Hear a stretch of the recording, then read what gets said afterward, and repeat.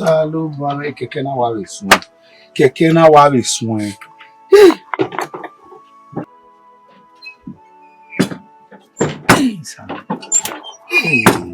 Salo bare. Yo, wetin be all this one now?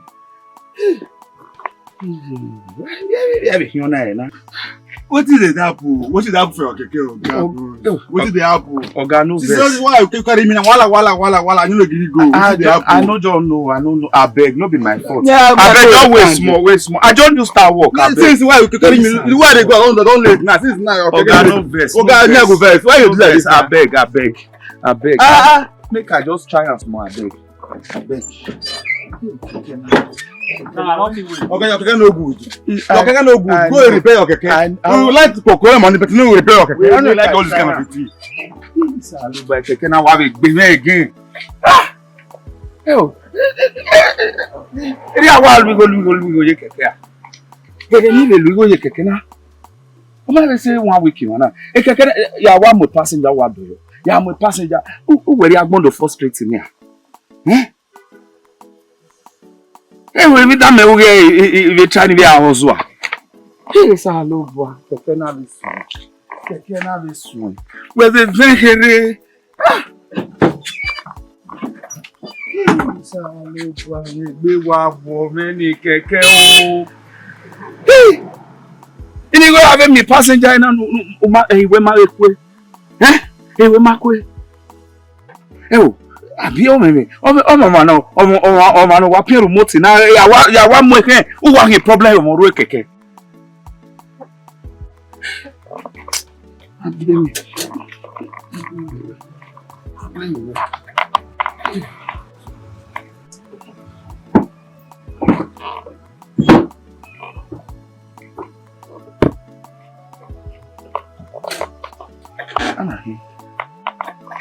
yeah, international call. No, man, one here too. Not make a mistake. Hey, Salo bare keke na igbe mo. Hello. Hello, Anna. No. Hey, Chosa. Oh, Chosa, we are not calling me now. He did your guy be. Me say Spain me ke do we mi na mo bo bi no. Orewebo Spain. Chosa. Oga ohin ahagi mawe we adegbegun arariana. Ama we wodo to bu we wa reti mu Orewebo iyayi. Chosa. Opia ohin. Lawo inu wa ya me call we na card ko ka bo polo bi fun. Omo si won pa no connection na yi London, UK. So we 500,000 naira and money came and pay. They are even moving from here to that side. You know, now, Waliki na borrow if possible. Now, Chosa, very megu egwana. Megu, a management in Nigeria, a keken young winner, a Degbueyi area. Then a guanana, a kekena wabiriane, immediate to my few boy away, a gume young winner. Say, Yana make big over the only deal with Chosa. Even apa women when was away here, you know. Ihenia, when we wa me wa de. Omo ko ara fun se wi. Me am me do ya call. O se mo we.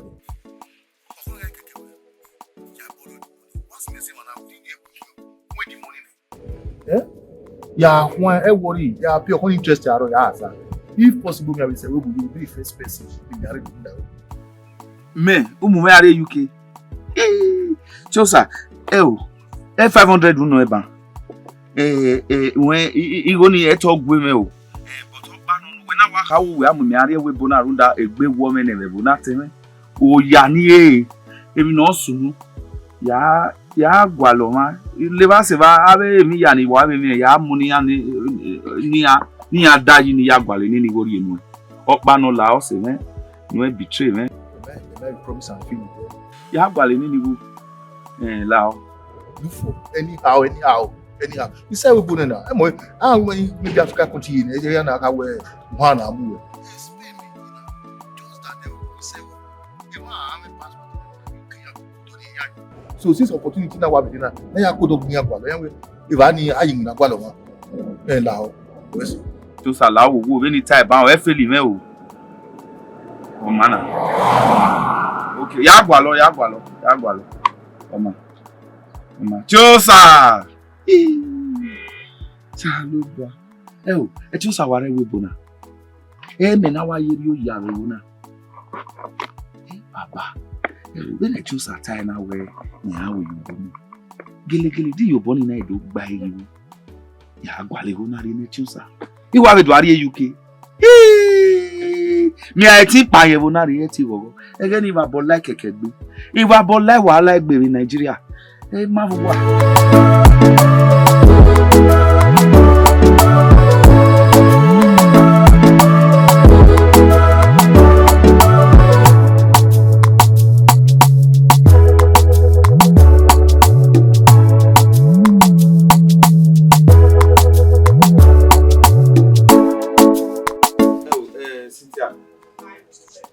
Ebi ya le wata si o wa ye me no wa lawe ho le jan alaja o ma be ri wan ni e ma be ho we o my kweyo o e ma we wa wo me tin ozeyi ere we pe gba we ru mi na e ti ro we o tenu o wa gba ere we ma gba de to gba we ti do ha na o to ni e koko ki wo kere be Obia kekere na rive tona.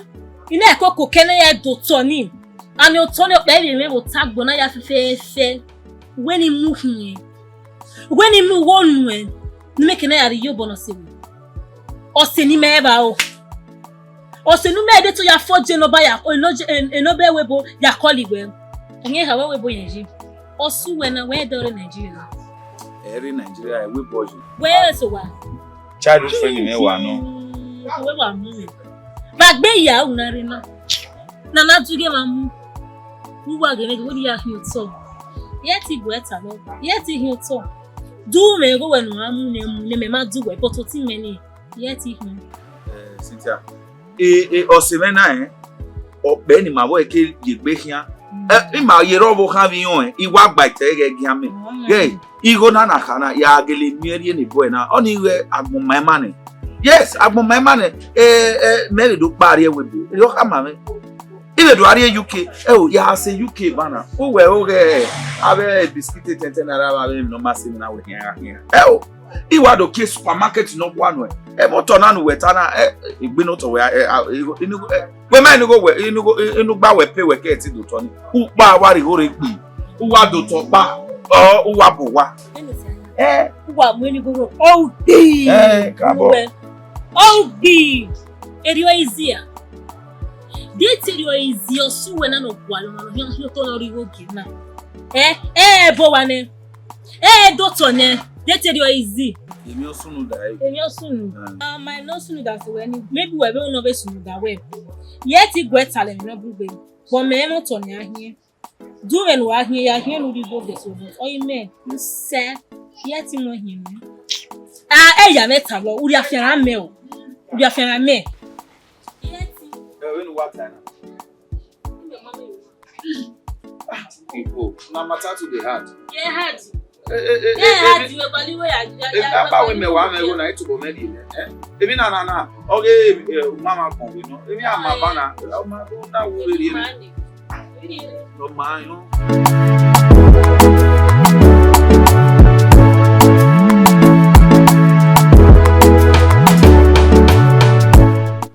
Ibegi ni yani.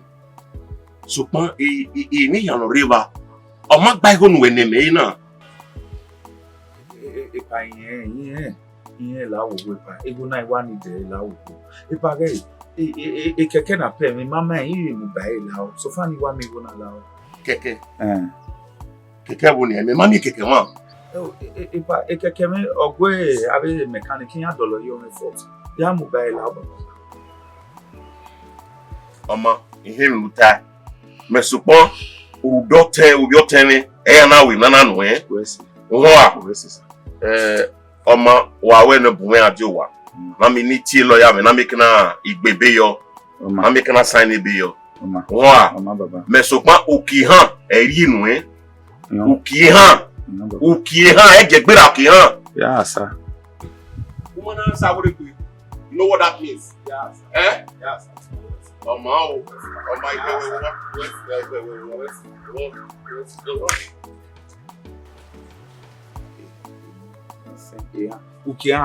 Ukiha gbalaka iwu yeti hasa. Ya eti hasa na. Eni me pa yen bonari megiji ni me ari egwebo. Egbe na ya gwe mene ni dia.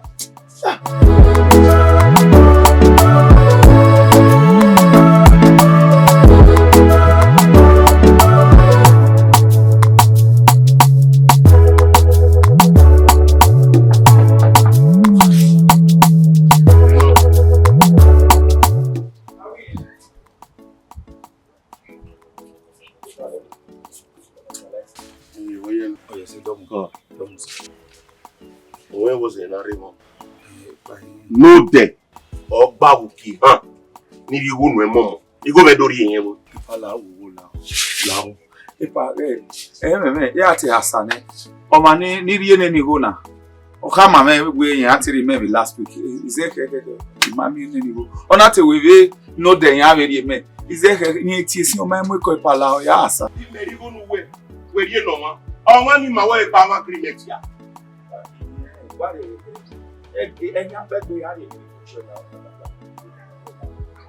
Okay, we don't allow poor. You usually fanu. Usually fanu with the best man. Ina with the best man. Eh? You won't like me.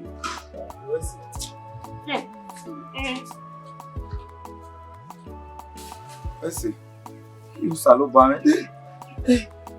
Ba be ti ona na be mi. Ba be ti ona na.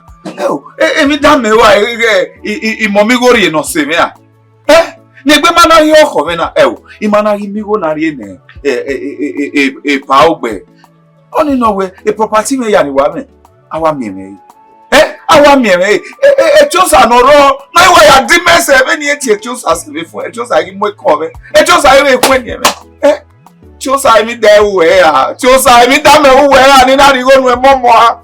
Chosa Oma, nibe age do bi mo ko mi. Chosa, se unu Chosa.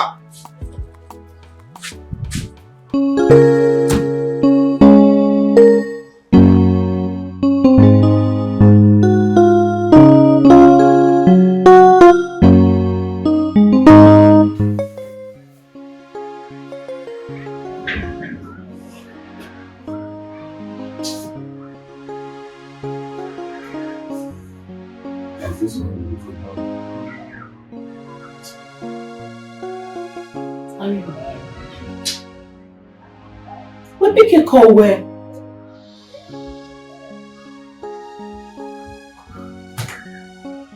Hello? Nka. Wewe. Be kiri. Ya ka we me kana na. Imai fiakpa. And I don't really know what we are talking about. And if I may advise you, behind me, even the ID card you are calling me, I say we are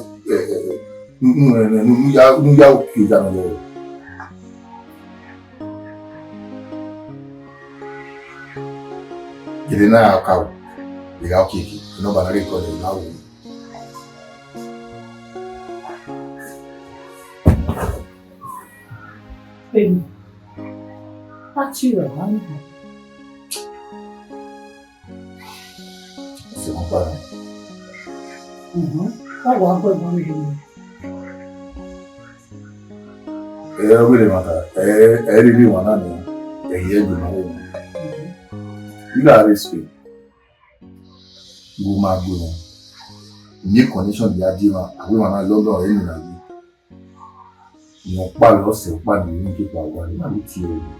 On l'a vu, on y est venu quelque chose. Il n'a aucun dire non, dès no ego no quelque à pour you everything. Or borrow ya se dit na ya ça. Ma we bi na bwana akende. O ku mo le kem no sunu. Ego ni oyegu mani. Ni bi ya ya. Honestly speaking, only never that. My worry man. My intention was ya wasi one if I could even get it can be sooner as you would buy before me take away anybody like why you be the best person because when you near the bow Do you know that? Me ake omo bo ere e guy na ever since the year try ni go ya wa ka we month na ya wa dey this salary na me ama ibu ta fún eri mu na ugbeso awe nínú university wa or ugbeso awe pa wa for using best school to be. I've been falling into different temptations as a result of me trying to pay this money. So I don't conclude where there's something wrong spiritually about this guy. Imani ya you woman. So I don't conclude where you go in my way and I cannot pay that money. Baby. Baby, we're talking about me. Oh, baby, Muja. We're conscience, we're conscience. We are not talking about conscience. I'm talking about him making it pass through. If now we get pay go near, and up when you pay. Do it. Oh, no one was sorry anywhere. Baby, oh, no, you in Nigeria. No, susemi go, no, susemi go. Muja, una me tamari no ye ke toge abono iho. No ye duwe. Iho ni wa sabe be. Muja. We dey keke ni don pe yo. E keke ni we don ni go ya asawe ke ko ga ni we regbe. Iho share. Muja. That's a boy ni mani boro iho ni anywhere. Why you are Spain by now? Aburo he. Mano na do sezo. O sezo. Ruda e sore na onu. Na bojea. When you go back here. When you go back here Ruda e se onu e. Ah.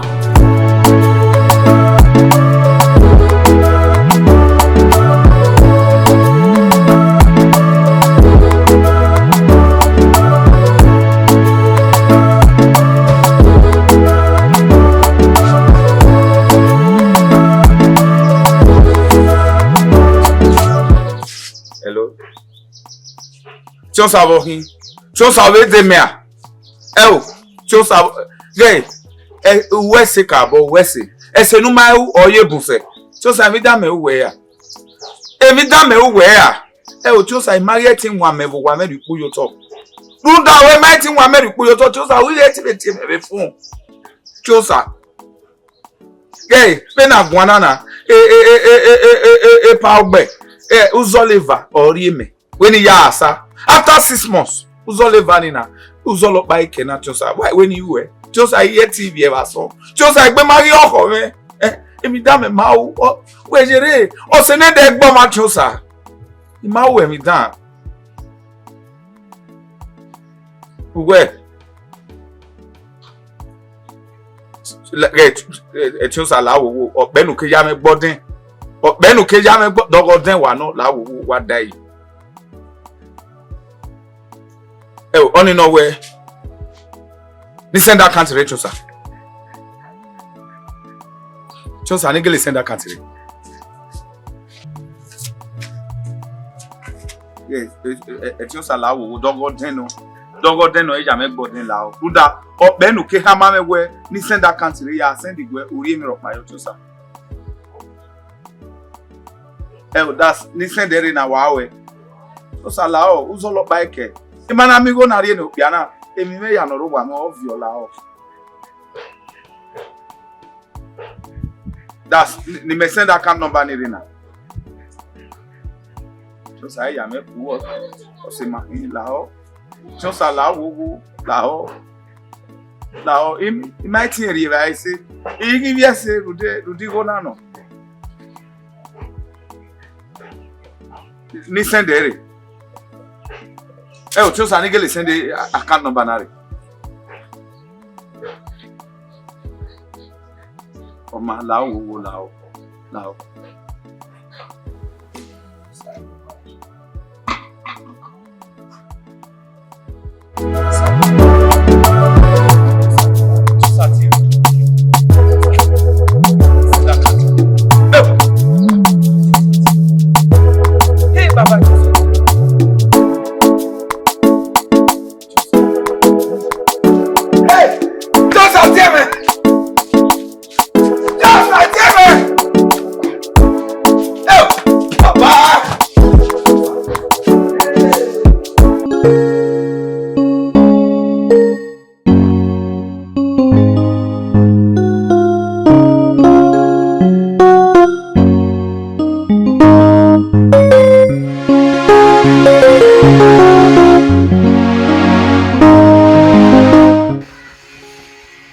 We not a sign of disrespect. Opiawo ko aruwa. Okune mo do no mo da kanya Egbininidun or to carry palo of the wenya table. I don't know one of the wenya. Let me be in. You remove the leg. I'm the man of the house. Eh? Why you gonna come? You wait to read. That point like palo. I mean the man of the. I'm the man. The man. Lario. Everybody went out doing. Uma, Elizabeth, I'm letting you know what I want. Now, when you give me food, I want to eat. When I'm joking, people are arguing and nowhere there. These are what we are. I don't know where a good lover. Every problem in Europa. La one be bad, the money you will not even when they are. Ikele wa bege wo gboma yesi. Ehuhi. Itama wene. Kobenu ya ta wuri gene boy wuri go gene. Emi ya fe no ko wa igiwe rokpa nu. Ewo biri go ga die.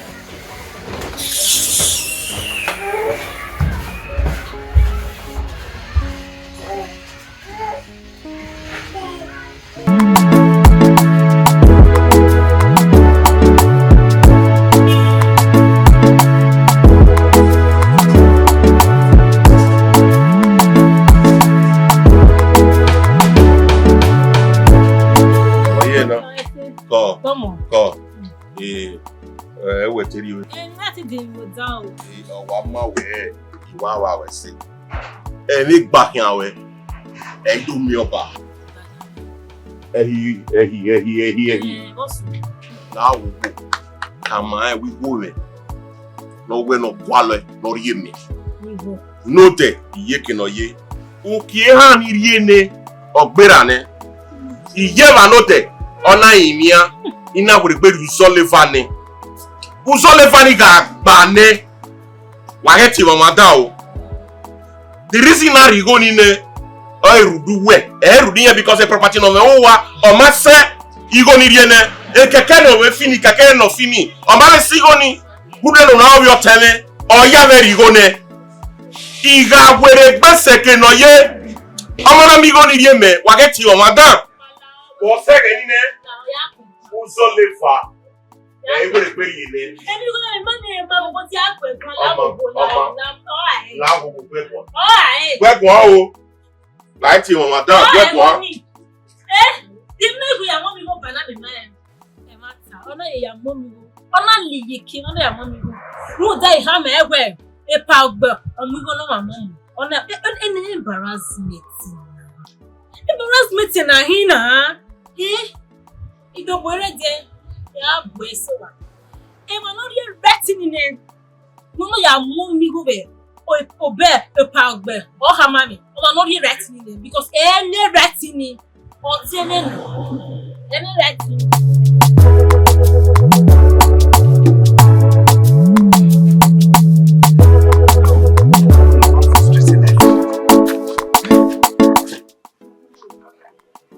Emi da me wu na chi. E da chi sa.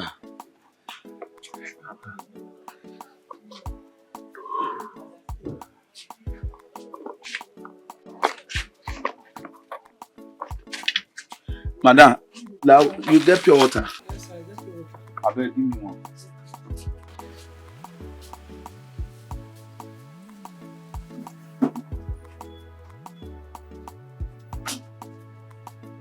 How you get good? Yes. They come. Ma, they come. You want to pay for the first one? Ma, you get good. They don't try more. They come and they come.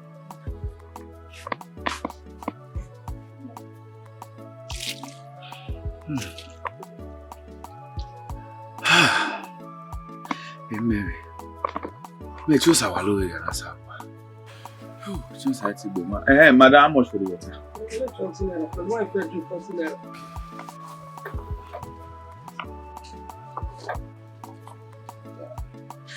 Yeah, I'm Mary.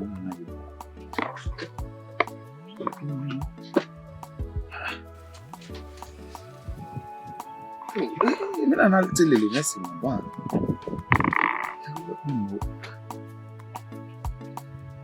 Hey! Not hear me go. Not going me. Oh. Me deba. I'm not too bon viola den wepo. Hey! Not going. Madam. Abe, you know where that boy is stay? I don't know. Here, still here. Meet the boy. Hey! That boy don't collect my money. That boy don't collect my money. I dey come. Go now, go.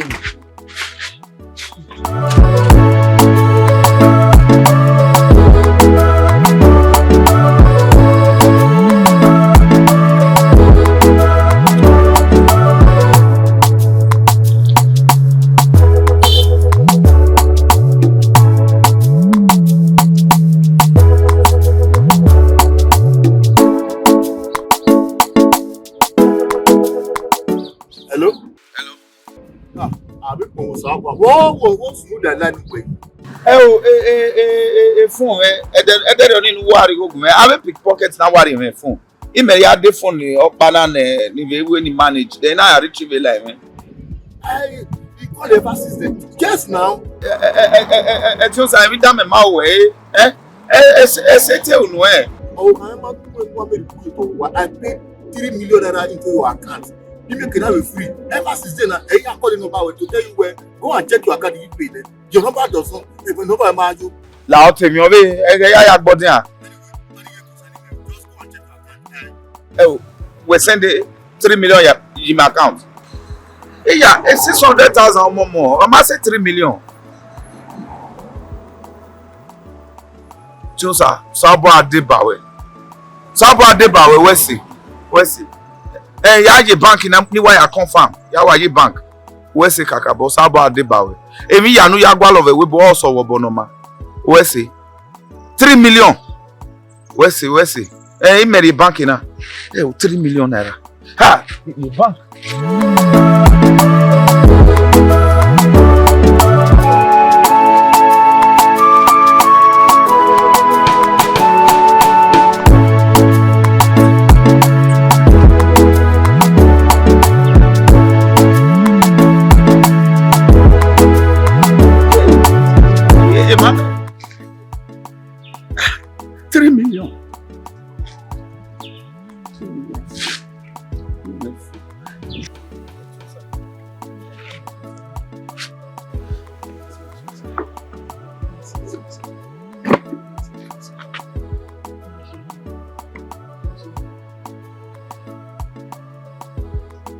Hello. Hello, Susa. Ogo me fu. Susa, ogo me wa fu. Oye vita wa mo. Ihe. Awe wahala ya no wara guna ye mu me ya wa mo ye Susa. Ogo me fu. Susa fu. Susa you got bank. You say bank. You know, I did me check account anywhere. You check mommy go proper way. So, and I put the manager. I say, "Can the manager? You know, I'm a manager where, or my way and send it big over there. Now 3 million naira on my account." So, say manager where matter no where. Or we gilly away 3 million your wall account me. Away for a few hours away we go need. On our back. You check it. See by to say, "Man, no soon." You time I will back where what they pay and you go give it back. Suspense. My brother, I have been saying it. There's something wrong with you. Anyway, that is not my own concern now. When I want to know what you say, because if I should go home, you will need in 30 minutes. I said to you, or you will be that you have paid the money. Okay, even though I came up with brother.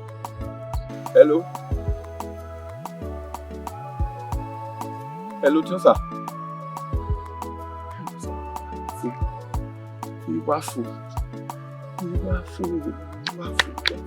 The man here, I'm away. I did 3 million. No, yeah, and everything.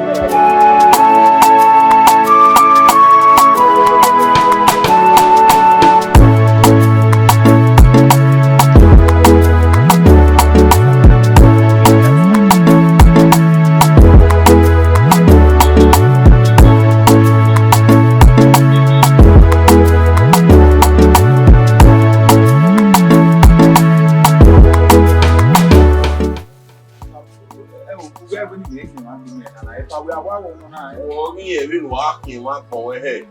Oh, Bibi Makeke, Maka my dad, when I come back, you are not going to like me. Imaka Moya, La Wadom, no, you are ye. Why you make back here? Anyway, yeah. No, if I had to, it's up. Anyway, yeah.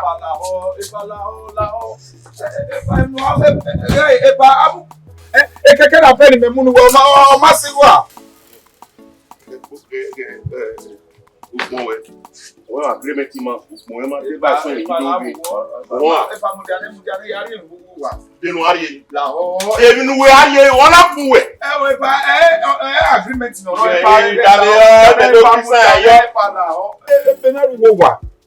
I have documents in Enunice. I have to buy property now.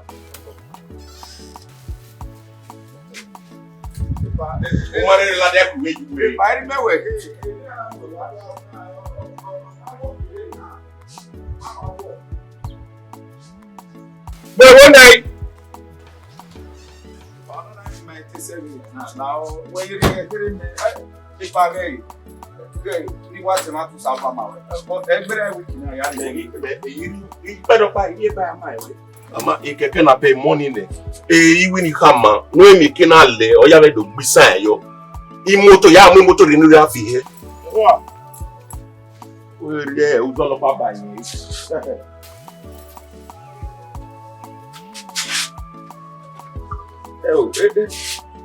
Devini me wa we chosa ese very anana. Chosa. Chosa devini me we every time we are. Every time we na re go no momo. Oh, we make it chosa. I don't women you. Chosa. If you go no momo. Who give me more comment? Oh, when you send out that number we send it when marry me go. Me I even do aspect for love be koko yo eku na.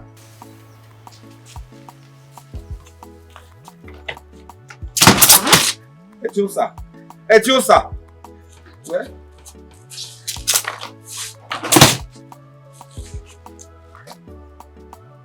Oh, I will say David and I will say no. Maybe time we were. Me time we were. We were. Give me a point. No, do smooth that na. Oh, we might need better than I am. Etiosa, dem me time we. Was okay. Oh, can't we counsel about me?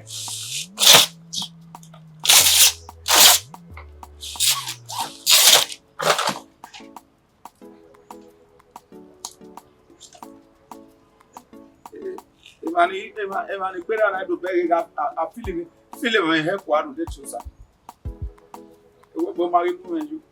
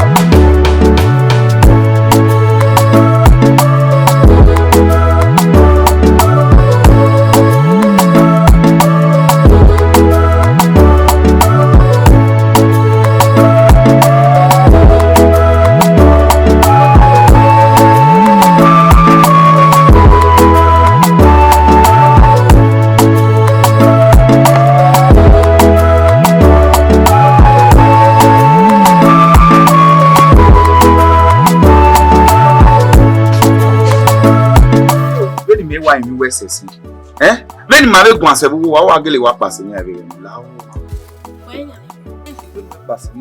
Yet, Pasiwe, you were watching now. He was a good one. Oh, why now? The Namu, Zia, one just you, Urekba, Urubi, Ulago Dow, Uelagi Yiki, the Mevaguli, Bebana. I be near where who, Oviahon Opia, Nikel Bona. Imaya manwe. Umane gwali honu ya muyo me unzebo konuri adziwa. Yeva sewa. Imegbewe. Imeke nukere. Wekwebe kenwebere ya. Where? Cynthia iya. When it's a winner, only way anyway Ihenvbo, but it's a winner. Onya tana uya, onya tana. Ni govo. Yeah, na me way. Anytime yare kinuje. Imu body comfortable. Oh, maybe ne gbeji me. Emi do na say, what's it? And I spiritual. You know way. Lao, me mai no sunu ama we. Me ma de mi no sunu. We pasini. Bia na me do bani mi anu. Lao. Ka gbale solution ni. For now me etin, e soft bi etin. Fian me. Tia. O Cynthia wa mi ami emi kere. Ave save ya ni ga unu e. Wa hia de mi even ego ni me wa mi be keke we ri na. Ijobe we me balance ro na. Una ye be we save iko wa digbe sha. O gba so bu we me na we do ari go runda e bank me we yi. E ba ni na do ari ya hia be dole keke yi. Wa mi ami ya ne baba. Ha, iko ogbon aye so wa gele ki. Oma.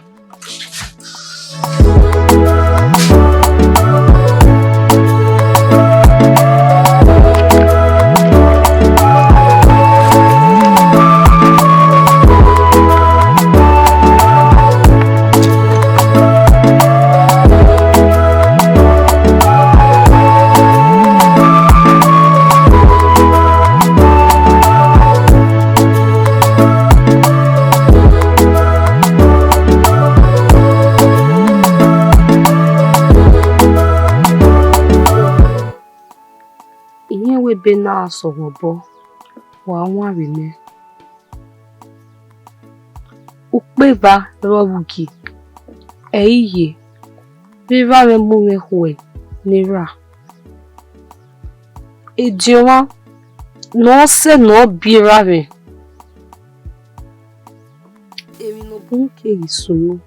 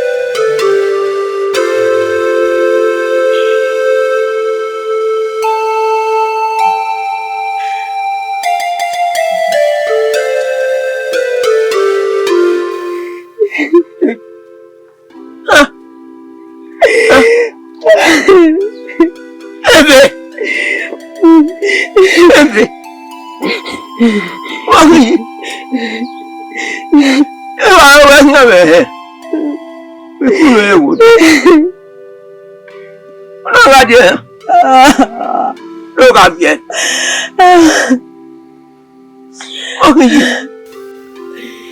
You're way. In your own way. We must not be in there. Must not be around. Must not be around there. Oh. Oh, baby, ni mosi. No.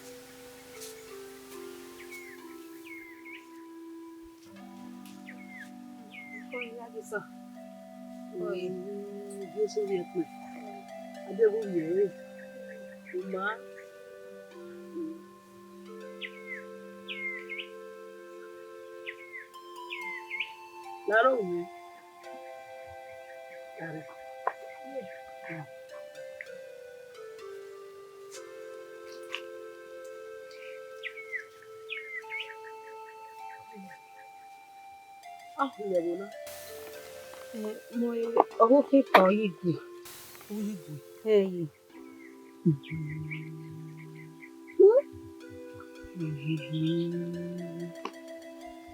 Iri kai ina woru unye ukire buna. Okwo hanu yigweri na oki. Eko we na so ari ko jo na. Ye, ina swali fun.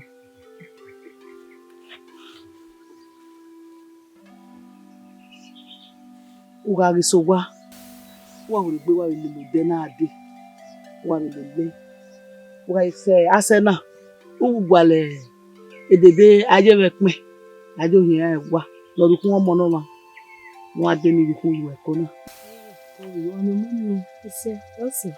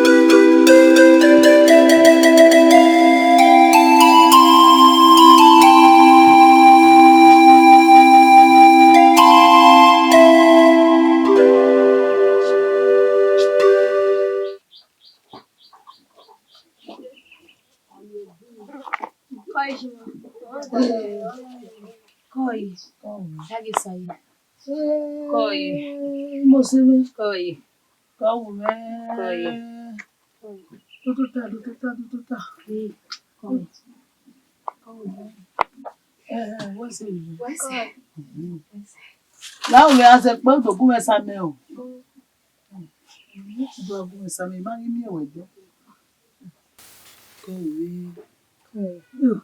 Oh, cannot wear it. What's it? Would you stay over there? Lady Con Honey. Oh, what's it? If you be aware, who? I remember so plenty. I met some my way. You make a lab here. Go up here, so to knock my door. To send for. Go. So, I do look over. When you eat the cocoa, I say, no. We bow the well. Was so man. Yeah, Ragibona. Rowa. Oh, we know that way I'm with it. Oh, what's another way? You want to walk with one, be no one. Baby. I make bore when Gina. If you read, I don't mean I could go then you will be here and Yari Monoma. Okay, we like Saji. You do book on your way. I am your in of the tomb of India. Oh, that I want to do me. The only Mujan was a vision. What's it? But we won't buy the way. A room da. Oh, one do one was good. Bo wa gba ohun pugi. Luji gweri. So ga bie. Ememo, okora igbojo, obele igbojo. No be mi wo, oke gba okia, omo ni obie, opa. So be ro, ko ije ara mi ma, ami mo me, twase ifo. We boy we. Say. Oja me we Imao megbe iwe no sunu dawe. Bogi. Loro wero. Imoro pa magba boboy. Enigai unu ewe ka ke bude nigai buwe. Ni kanu gwe mi mo mi. Uga ge wa biye. Oke gbawe. Ukiye ha. Uba mu money. Uba lehin kikinare. Wa entana. You need words. Never you the oh honey no you will do it. Not one like well, okay, barrier. You do beba. You are a big remover. Use your money Yahweh. Come on, Uba. You have a come over here and work. There, you have your voice.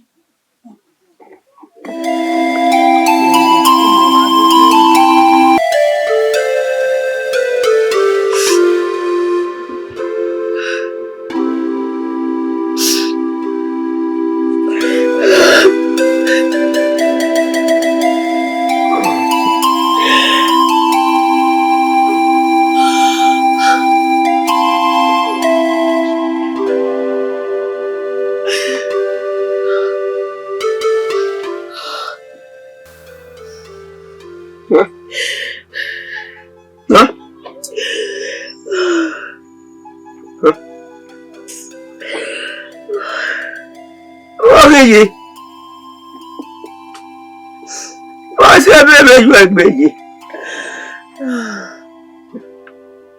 No, I pack me book moment to talk about you.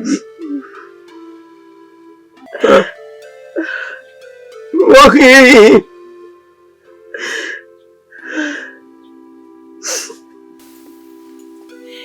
You walk up. Atama serio. Women must say. Oya gbaroku iyo. Nuelie. No mi omo. And you. No mi no and no more.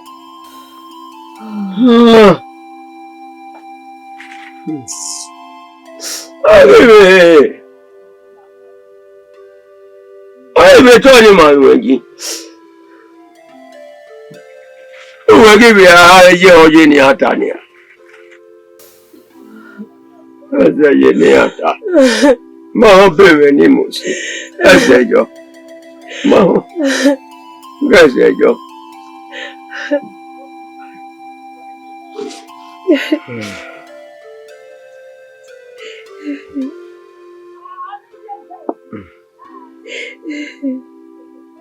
Zeva women in Megaway.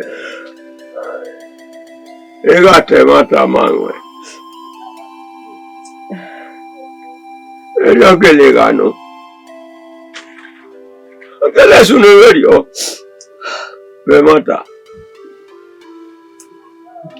You can't get here. You get a car. I got you beer. It's a rock. I get beer.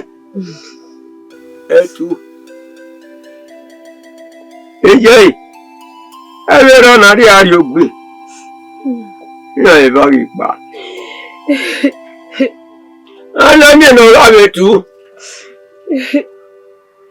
What is again? I have worry of it back. Again. And I'm so. I love a beauty. What is again? I have some. I'll be feeling. And again, we are setting a time. We are setting a time.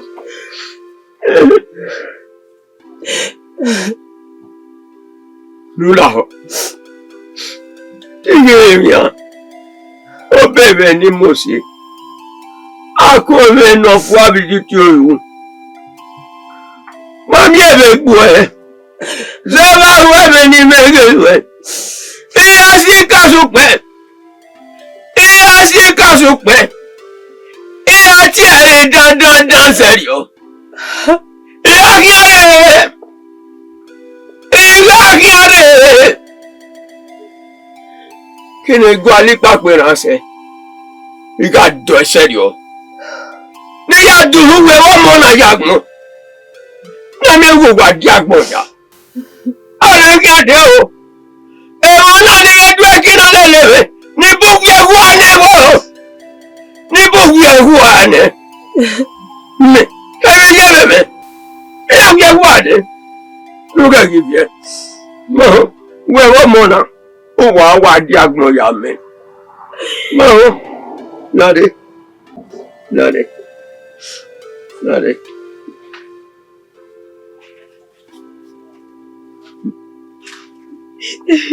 Ara keme. Ke kobo. Iye ya gwale pape ranse kini ka gwale se. Mi we wo mo na di agbon ya. No.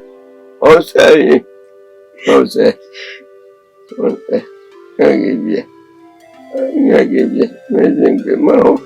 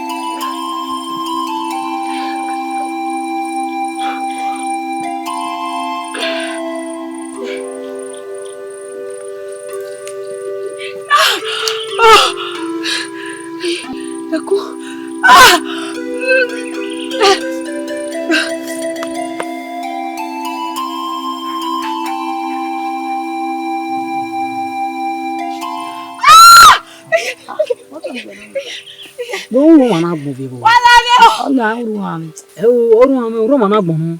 We gbọ́ kòtò sẹ́nu dánù yọ. No. Omoragbon. Ìyá ayé rẹ̀. Uruwe kede. Ayé rẹ̀ àkóná nà òbí díàn, àkóbọ̀ òdí àná.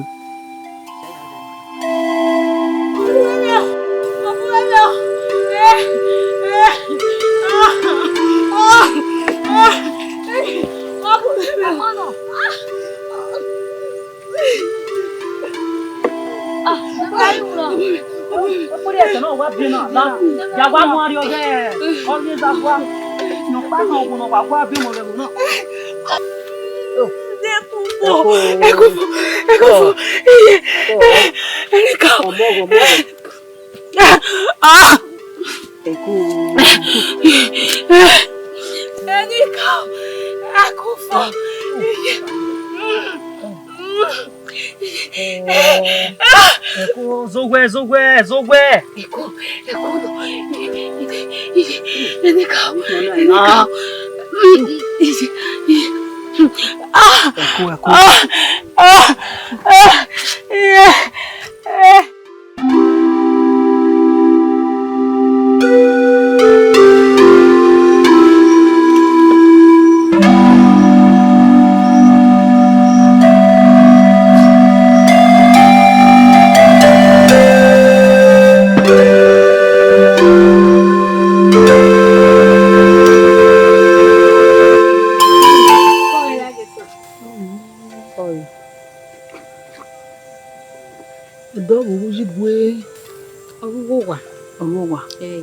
Gbé na wa imo.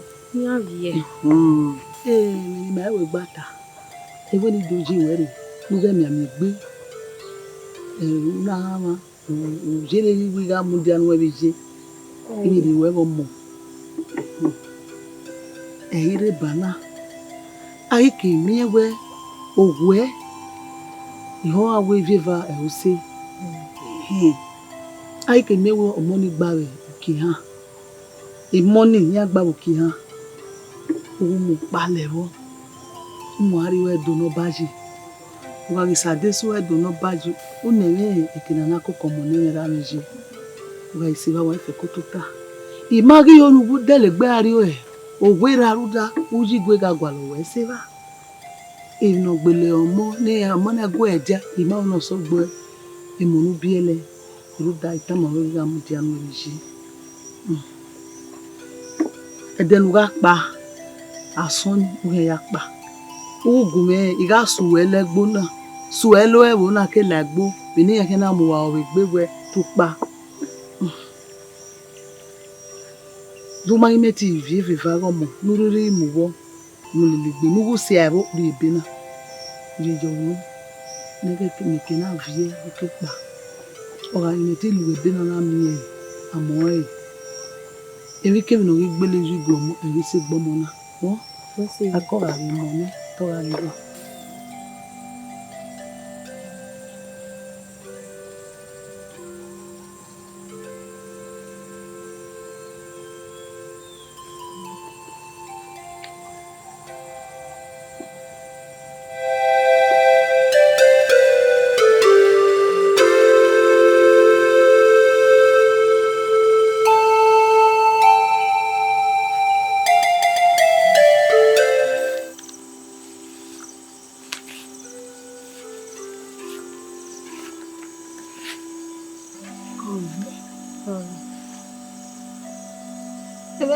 Isso é sério. Ele cara guama. O que na gbe o que na mu. Certo. O de o tu bata. O que a depo o tu ziga. Certo.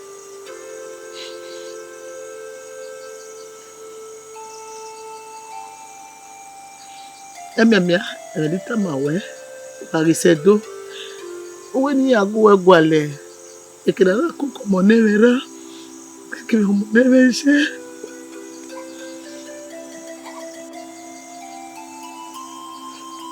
enuru iso po mo dino denu sei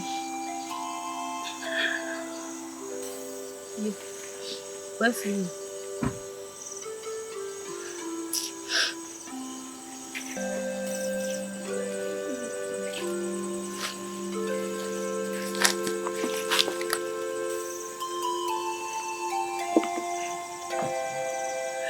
Ene ka no gwera ma no su wese ke nu wonu ari no su wese ke ne ko we giwe no su wese ke nu ri agbo ye pa o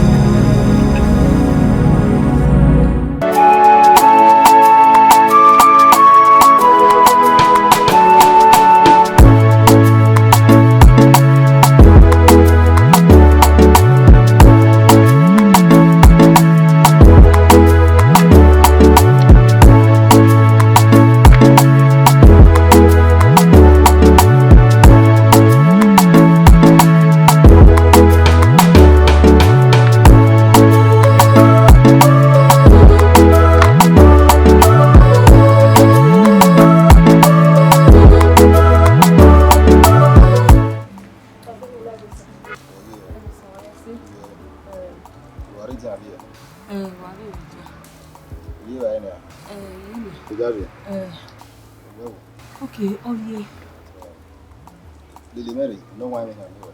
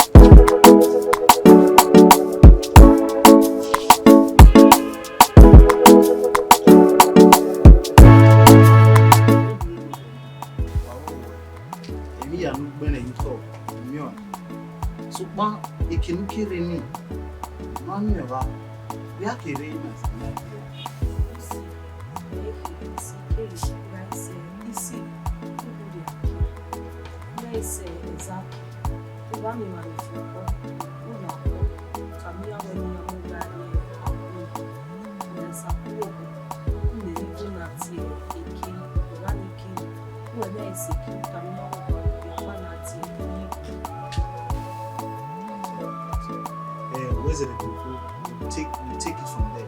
You can go to now. You can arrive at Baure or Is that clear? Now everything you need provide. You need to know. So you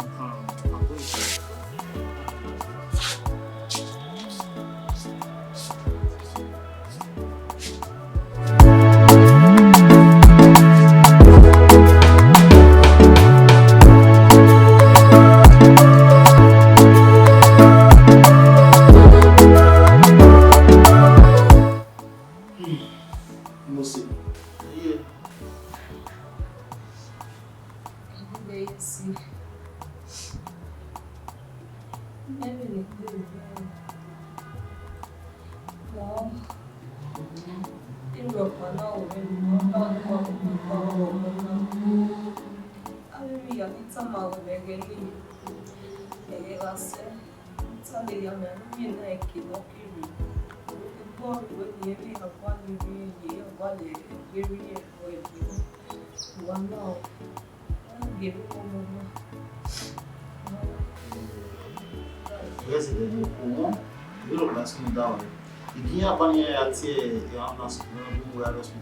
nothing will happen to you. Let's say you go, you'll be fine. Ebony, you stay with her. We say are collecting in the office. Okay, no problem. I'll wait. I'll be right back, okay?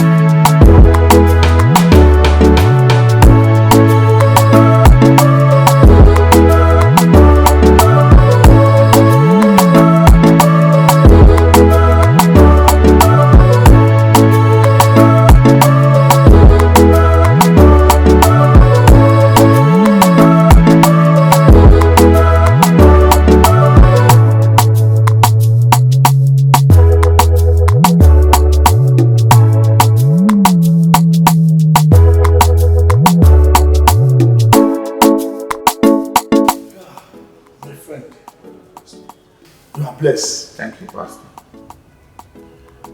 The letter that was given to you by your mom, go back and check that letter and know you wrote you came from. Pastor, I am very confused. From what I was told, my mom was an orphan in this church. Yes. In fact, she grew up here. She died and was buried here. So how can I know my root? It's confusing. I'm confused. I don't know what to do. My friend, don't be confused. Okay? Calm down. You are adults now. Read all the letters properly. Then you'll be able to find your roots. Okay, thank you very much, Pastor. I've heard you. I'll go back and read. I will genuinely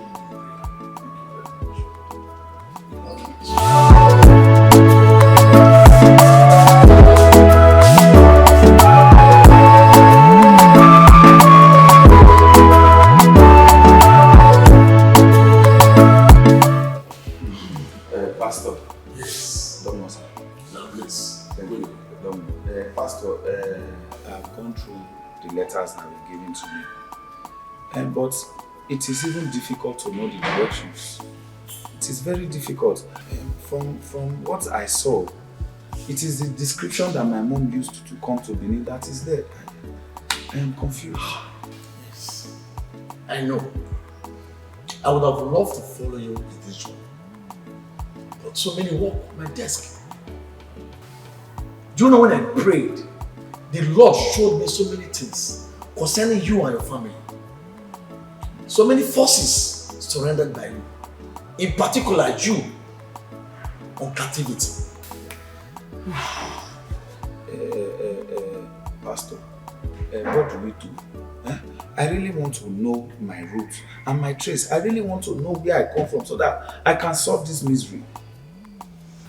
My good friend, don't worry.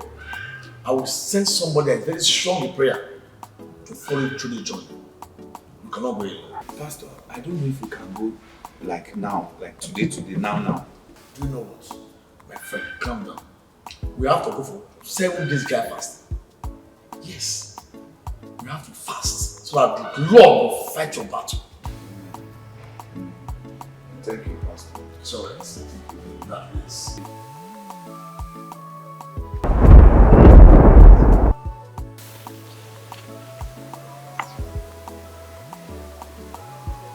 ọ̀nà orí kẹ́kọ̀ọ́ àwa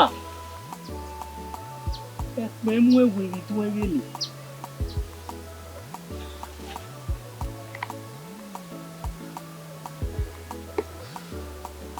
Yaya nira mụta ọ̀nà orí kẹ́kọ̀ọ́.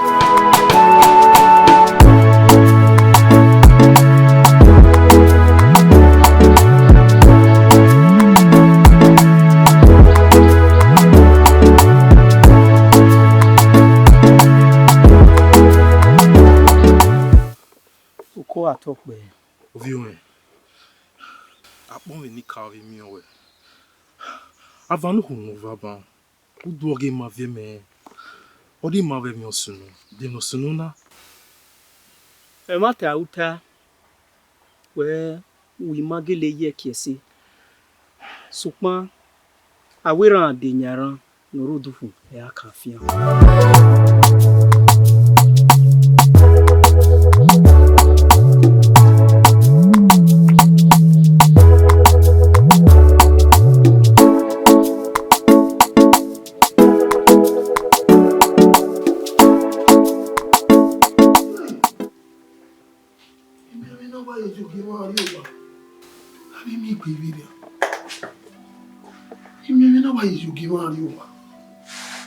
Bira koko bomo kase.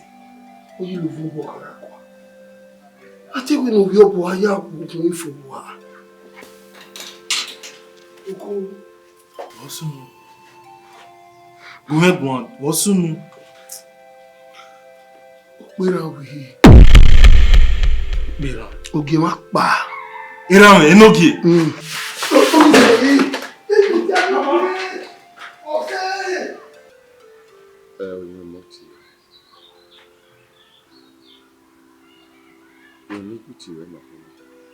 Era no kwa onirami.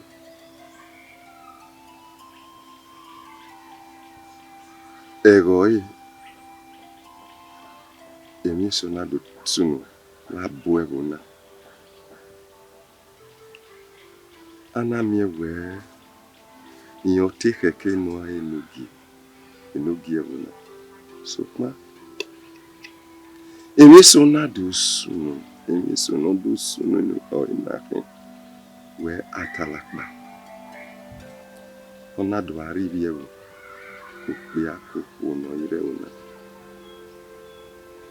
Talakpa wa denya wa vaya yeva. Era mi obi pakbiraga no. Udoni. Ona we. Nya ya khwen. Gwa talakpa na khon.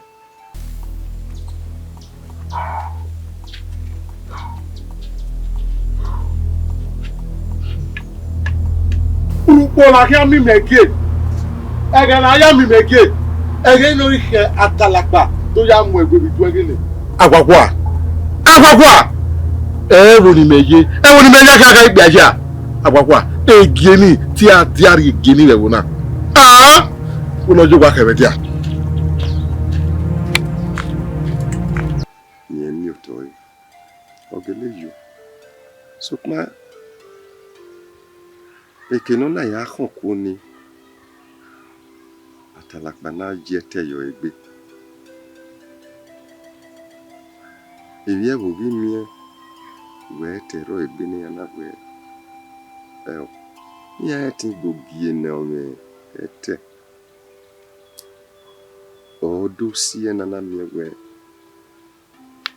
Ira mi maya enogie wona. Venu we wajina. Iri mega aje. Veni sumu.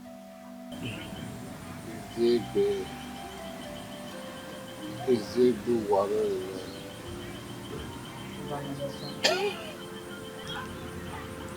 Confronting about Marris.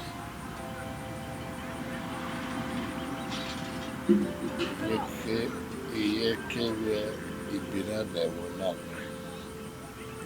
me. Okay. Ora uge o. Se wa ko Igbina talakpa njo.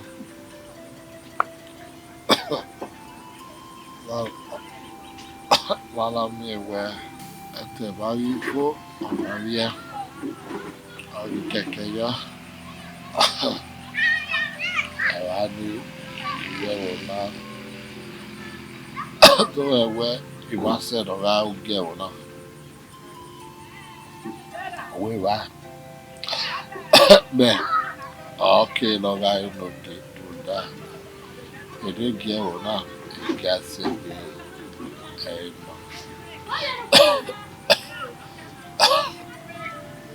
Eyeke ya se kare la na la bi o. We. Zebu wa. We. Okay. No kara no ge wona. Regi wa fi o bobi o Egi afi o bobi o Ohan. Ta baba. Baba. Iye mi nípa e. Were gi afi mo ni fi we.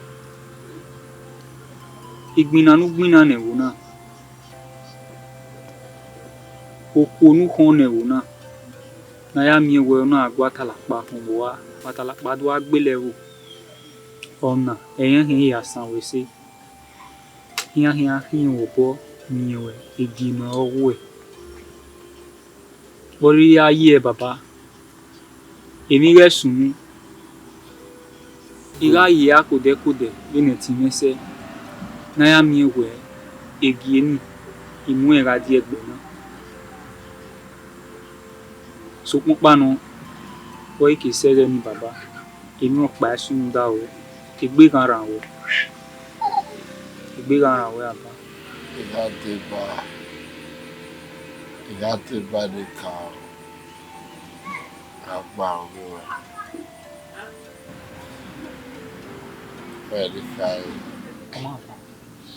Okuni mo de ya ga do. Go here. Go here.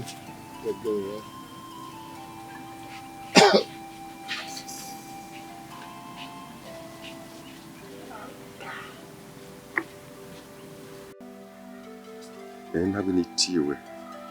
Ni gwe o na ni gwe. Mo wa pa. Baba. Emewe dia no ma. Emena uma oyibi no ye ligi yo awo. Ni meya yu kanto wana kere ade. Maybe kan fi akba ide we ugi e abi oyi. Biye kona. Imaybe kai we ho ebunu ma bo we egbema egbugi e makere. Papa we to we mina na son. Ke no de fie na e we mini mina na. Ah, mi ron we mai yi kama me. Ogbera be luta ase na. Imi seroye. E ba e o sere no keke ni yagwen. E na vo e ma we na we. E no jami tana.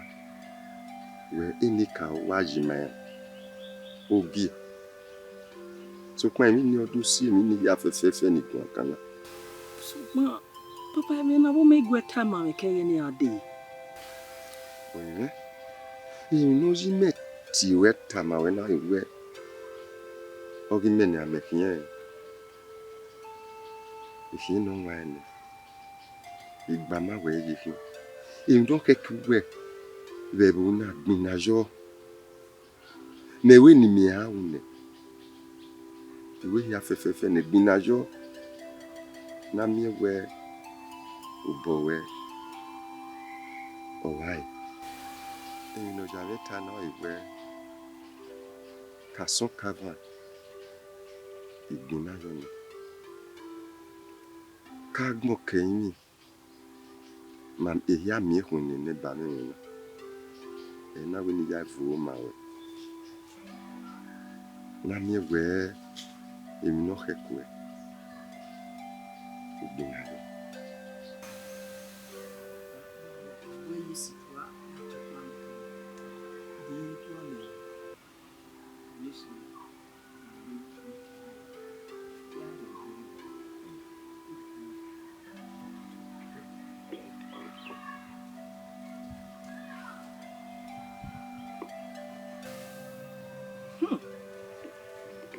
Papa.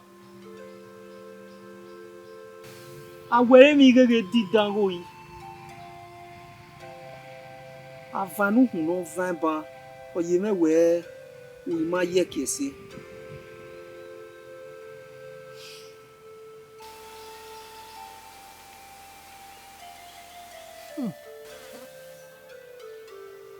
Akabe. O mi amakwete no bi no roy. Papa.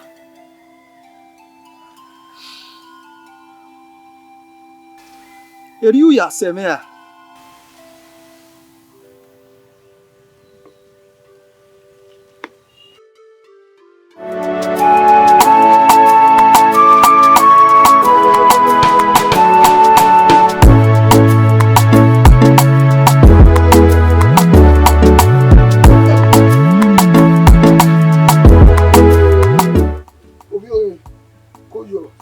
Ite work buru ka utik buwie. Ya sikiludia. Iya jige no manu. Eme no mano. Waga u no ma waga ma. Ihon visi dogun we. Wakin ame. Oko egi. Mata ni Maria me oko egiorera. Mata ni. Bege ne ke pegbe nanu. Mazo bi o. Agogo ma ari ezo. Awe ekiri. Wọ́n lè gbèdé fún ẹ. Sọpọ̀ pé tí obi ẹ̀ lòkè, obi ò hẹ̀wẹ̀ fún, obi ò parí ọ̀pá, obi ò mú náà rí àga. Obi ẹ̀ jọ̀wọ́ rí gbòdì àwòkù, obi ò nògè, ọ̀rẹ́ kẹ̀kẹ́ náà rí nògè. Sọpọ̀ pàánù, wẹ́ tí obi ẹ̀ nògè, obi ò hẹ̀wẹ̀ fún. Bẹ́ẹ̀ni nògè náà rẹ̀ máa wọ́n ìbẹ̀yà kan wẹ̀. Ọ̀rọ̀ ìṣẹ́gẹ̀ wá ẹ̀ adékẹ́ gbògìrì ra ọ̀run ní orí mọ́. Awa me aro ana dada.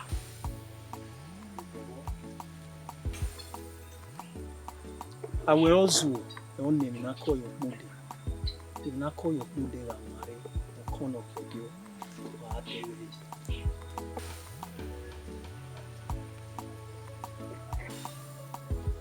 Oh, il est comme yo avec Agami no ge when I'm no bo. On a fait mais au doigt là. Maman.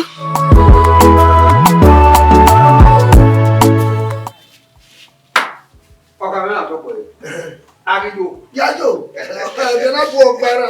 Elogi atọpọ ẹ na ma ma we gi mmeke na aka anya e wo na ya fe no se na ahia ma we gi ogo eva eha Bọ̀dúnrún!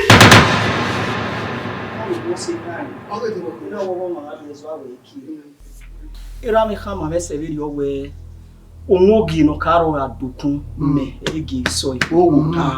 Oda wa kuwekira eba bana tori. Awa enoba, awa enedo, awa enini ka oya fefefe. Oyoba, e matani. Obi onwi na oriaga, obi ejima, ori buja woku. Gelegele. Ba no bo, ana yena na we, obi enogima. Iye ma enoko no gima biye. Beni mare manana. Iye ma ka me meti na eke. Ahia mu woge, aya mu we owo ewudo. Oh he, okay. Ahia mu we, enu do obi enoge. Ologo. Ohun wa imu ma, ai neru mo gbo. Wa ero wo kan vero. Ula ko na lao. Olowe. Ti ho wa kere ade. Wa ni ka me ti me. Idu ye bi no so. E ma so. Nda awere ade ya. Ere la ri ya. Esi ani. Etinu. No nyawa. E ayu wa ige. Etinu. Ekinu wana ahema. Oye pe ma hian do kawo eje upeko owo he. Ore ni ma do ku we, uheju peko. Oge nogi ese ti wa, emi ti gba. Aba ti gba. Ora lowo. Ukebe no hase ti no gbom dandan. Wo ka we na na we be ma bi se no. Wa ga o ne wo na khiye wo ne mu gi. E ni tana wa ta bia wa. Iye kona. Awe kenu to yi. E ana mo ari. E mo tani. Egi na tu wa me o. Tu wa dun wa mania. Ibahia me. Wa mania. Ibahia me. Ubebe. Ya kwa soka. Muhakanya. Egina. Mamene. Anywhere, dim no sini no. Wani amania. Anywhere, dim no sunu. Owi yo keke na enogi. Owi yo keke. Umare mu me. Omo no mare mu me ga si me. Wa mania. Amani. Agame. Ubebe be bona. Mania. Obi o he me oku. Ege so igbe. No no wa du wa ege. Wa mania.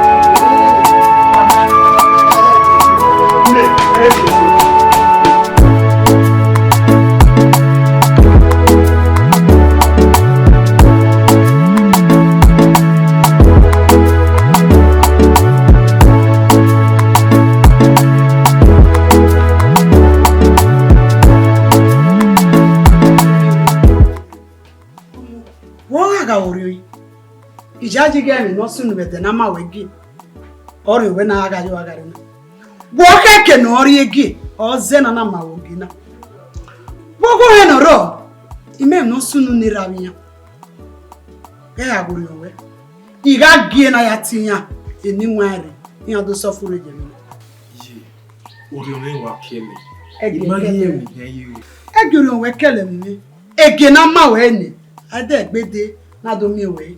Amena ya gbogbo enu. Elegun. Omo, ati wo ka be ya. Wo keke no rin pe ko na ona yin. O mamo. Ugudo laga. Ibe weru la. Ede. Ade wo ka be.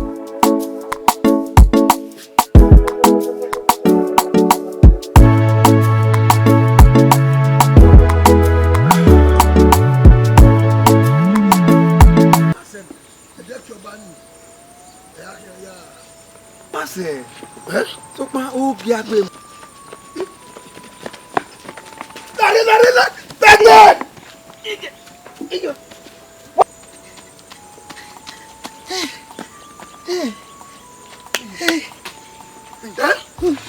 What was it? Pardon. What were they? Me. Ule. Emi pa. Iwa gbe ni rule. What were they? Yo bala bi wa gbere mo bi do joy. Ya ya ke mama pa mi ro pa mama ngo de do mu ma. Ba mo wa so rule. Emi pa ku meje. Ige na we egbeme o me be no je na we o ma ama ze darula rule gbe so. Egbe na odo ye be no I situa e na wo mani wa fan egbe ni tulemu. E ya tulemu gbere agba emi o we ro. Wa mo do na adu ma wa. Nu nya hu. Nu wa lele re bi ko wa we. Ah? Oh do na adu ma ri ko wa we. Eh la gbaro bi eme. Here, de rule. De no ge ku pabo. Ba du wa nyabo. O ma ti rule. Upa ko mo. Upa ko mo. Ave epu so. Mo. O be wo ran. Udano. Egi oge ana ti me po lowo a. Koyo. Me o mi o kwede. Nwe wije. E je ro kwa se ga no. Oni gbe mi a. E ra ya se bi ano. Bi marule geni. Mi gba oye ke ma be ye no kwede. Ina we ni mi no kwede gbe mi yi wa lu jo ine ko ko lene ni. Ina ni do mu ima bugbe. E wa o bugbe de. Mo ba ma ku me yeke. Ime ogun me ya wa ro yi wo po. Koyo. Osuwu de no ro paro wa. E ke de yo. Wa ga we so do bana. Ai do wa ba wo hu dano. La fi gbogbo re. E ro pa kwede hu dano. Ala owo we egbin ma situa. O dori yoko gun. Ihu ya se gbe ba te. Egbe we ni were gbe situa. Onugba na ori agbon. Beni ma tell okay. Onugba na ori agbon. Egbe ro ma situa ni nu nu ma kokodu. E were gbe situa. Gbe. E tu we na mo e na nu. Se. Akon ma gba unu ni. Wa mi lo kan aye o to ke. Gbe. Ye wo ku do like. Arwa.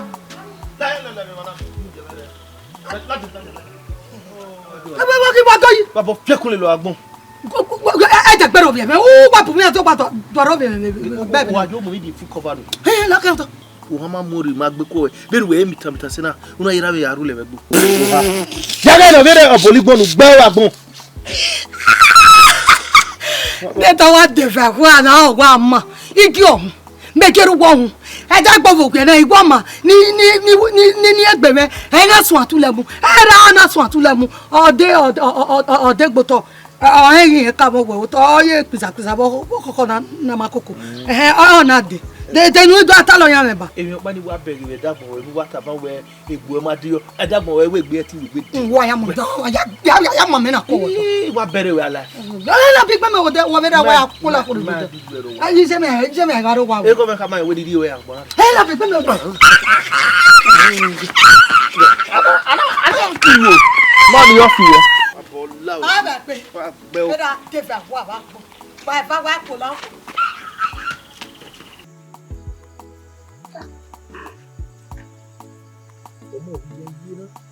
O ba do ri mi yada.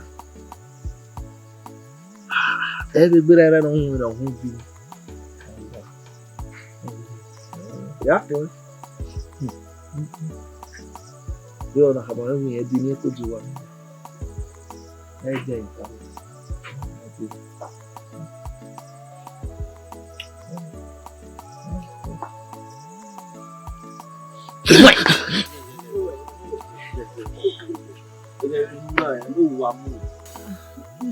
Kuya kama si wudi wa do ri me adamala.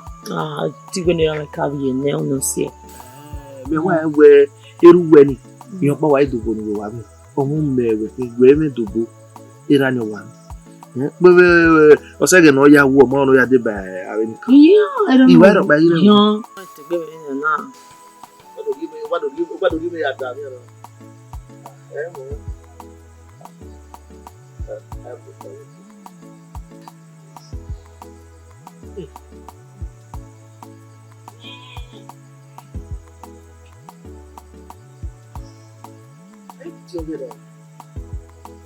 Jadi ni aku ariwa.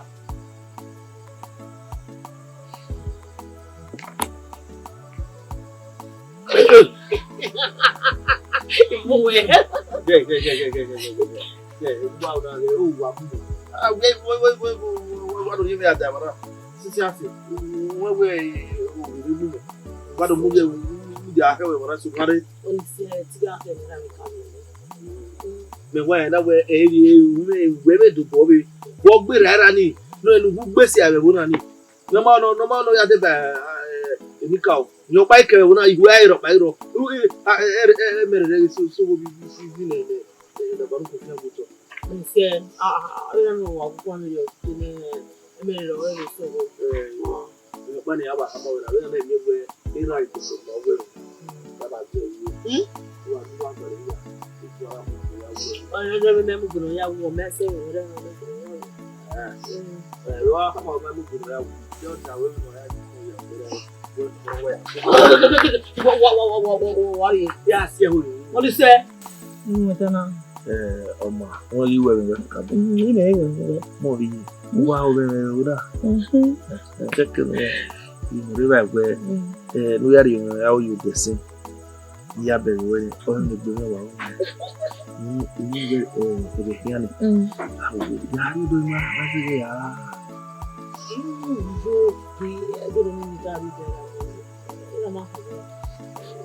Mas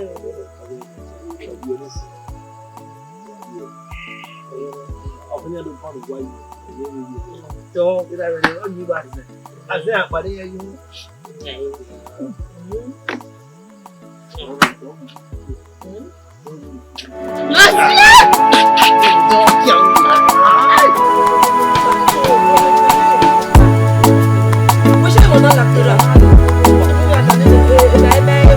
Ti ari o wa nu se ni ayi ni. No na ayi mi àwọn ni ari o wa. We hen mi àwọn gan. Gi mo dele.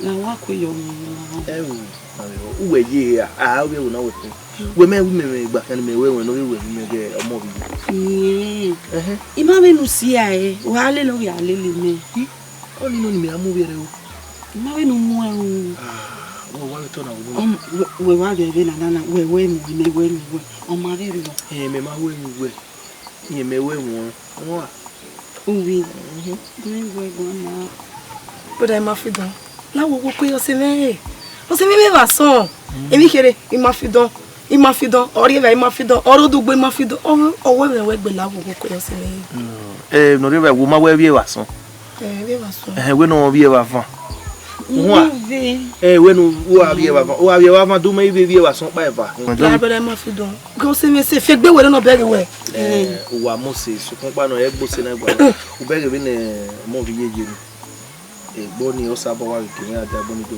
wa we kan me ne we gbe iwa we posa lo bo won e ni me ogo ima na mo bere du me ku lo bo lo so ge emi ku gbe no me nu me sa to go wa o so mo bere o se gawe bere le me ma wu mo se ebi ya fe wa we go na ya wo ku gbo so ma e ya we bu we na me ya wo ni ya kiyan ima me hero mo ma mi e igba ma wa mi wa we gele o ma mi wa we di won mo pa bege wa ru ni na o fero na ye ti ru wa le mi fi oyo na gi ma wa ri wa wo de wa eri we wa we na ze o kedo fi ya agbo ti we wa we ya yin pe ale le wo na ya ohun a egbu ni ni we egbu ni wa we bu eni mo bi yo we mo gbo enu no mo gbo ya ka mo bi no me nwa egbu ni do ri mi mi ato bi me be ta wo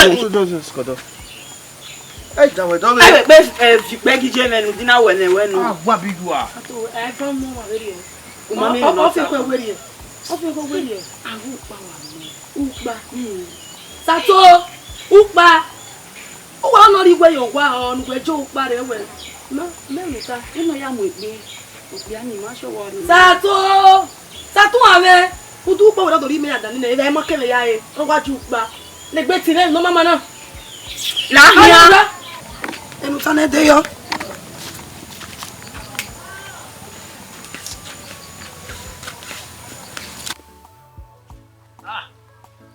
Avisa ma wa re ma won ko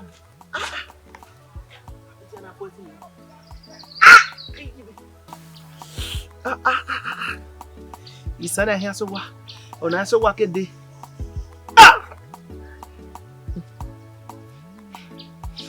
can not born quiet, boy. I never looking for.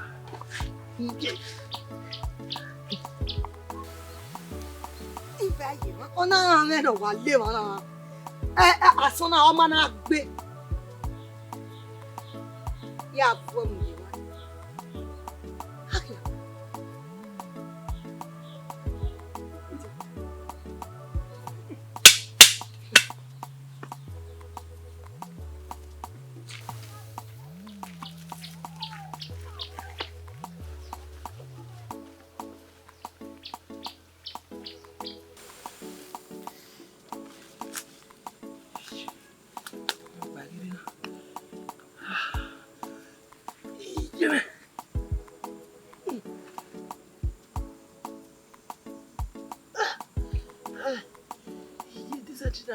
And I said, in any movie, there is a money you buy. May organize the outing and poison never. They poison about the many Dick Bar. That's why managing me by away. This strong guy am salary one. But never then, you are never there. Me no be over there.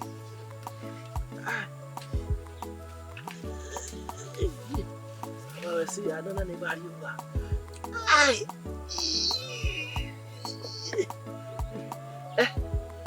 Ya ana hinai. Wa kunwa. Wa una enya gina. Wa kunwa. Igboa. Ana. Wa kunwa. Igboa. We no. Ikama. Ina we de ya go. Se ko fe ko wa. E de ya go ji. Ina na se ki. E do pare no nya. E de no wa gbe na ni me wa agbuwa wa no. Be iwe nu de do ni sa mo yare no ni sa. E kenu gbedo na yin na gbo nya. O te ra se ma. Ojo teri me se o ye mo nu ya gume gwan ikama we na pa ara gbe. Ara gbe agwa wa dan won iwa ge awon fo. O de wo ya pa gbo e wa we mama baba na. Ina pa gbo a. Mo pa no be ye iwe gbo a e bi ro. De no me woni se la wo ma. Ni mi ame mo gbe ma be o e. Ni ame mo gbe ti ati o. Wa! Uma o e no ame bo. Una bu mi ati o. Una do agume gun. Be no ri mi. Ya kura ya. La. Ifia una bu mi ati o no do ayi mu pani ska. Ose la. Agwa. Na ya wa ge we mi. Unda ya agwa na mo no pa no e gbo ero. Bi o ma je. Mi ati o wa do agume gun are nu dudu. Mi ene ni sa wi o bi ate ku du obo. O ku we ko. Me ado di gbe para wa be ki. Ona we wa mu kian boro de noro wo to to. Wa be. Abege no. Eni de wa. Wa be ti lu enu. O lu eme.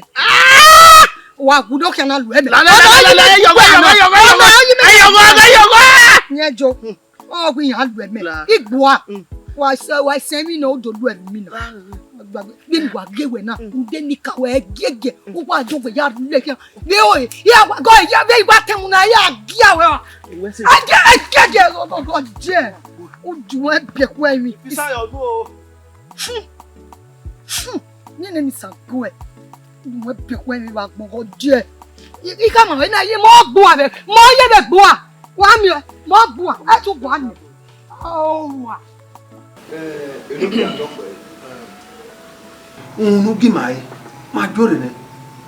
Ma ta mi aseberi o. Mi agbo yan yi pe. Omo na ajeberi o ti apa yen bu na re. Oje wi ti wa yin. Oya mi ya given wa re mani. With my hair where now? Enu bi atoko e. Ono na o ma ede kan we yi. We si ani ma. Ma to bi ma gbude orin yan. Omo na ajeberi o. E wo ti ara mi si mai.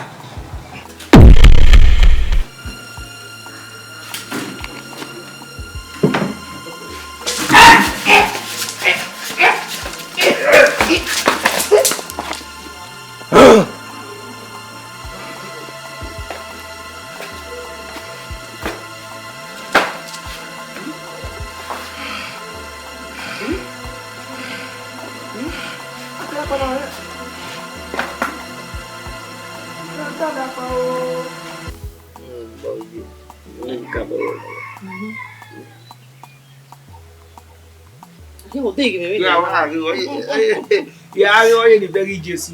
E mo won no wo begi. Ogo no. Abi begi. Ko we na won begi Jesu agbon. Ya bi pastor ya fe. Jabe la wa. Marai lawa, you can buy a phone, you are your friend, near me and I wear Monia when you are young. When you know, never one now, Malawa. Go, we're not difficult to the papa. We go, even if you can do now, me.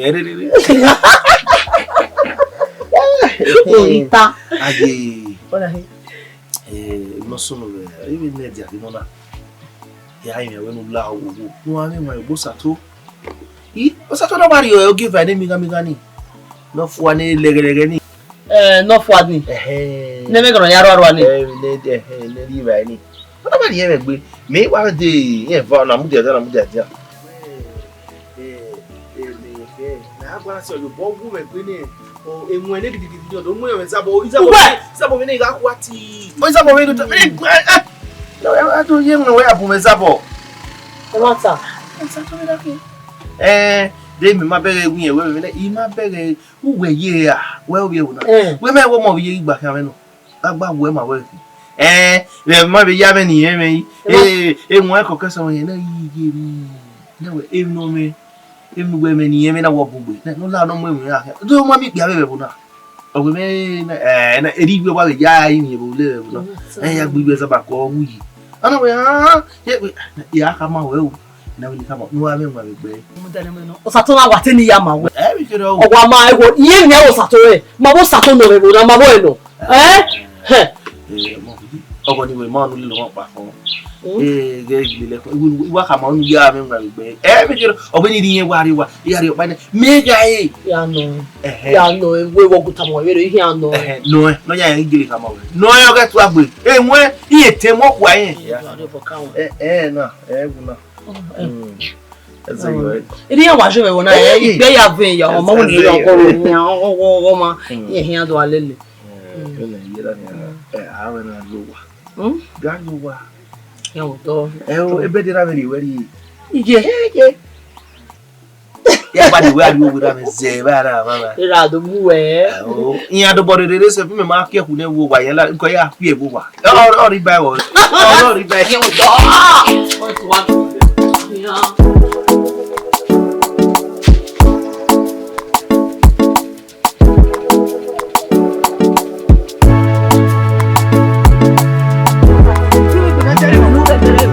Mama na back in Coista to what to egwe la resato o ha ma mwe o riri ma gbe ko we ma fido we na o ma it's a very o you know where in ma fido omokono ori we na omokono ori we na sato ma iya ma we fa gba re ba ni iga gbera kan ti e ma ta ye we fa gba re ba ni gege ijo unle sama we ina ko gbe mi o mi ma fido ina ko gbe mi gba le wo na ge gba ri yo po ka ma fido gba mu da kan sato gbe bi wo ba le hena gba le hia me ri o o bu ni na gba wo wo na wa mi na ju wa ya me ima fido re o wa ya agugu a o ma o bo ya igbe o ba igbe ko ba wa o ye ba wa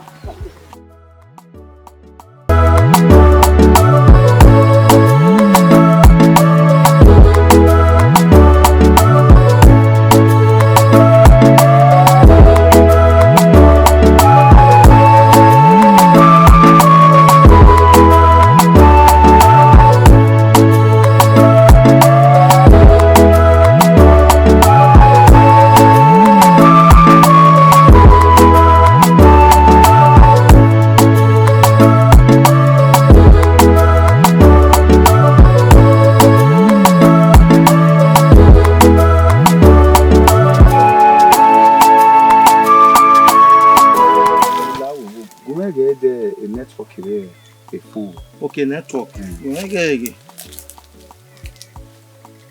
A network edero kaka. Edero kaka.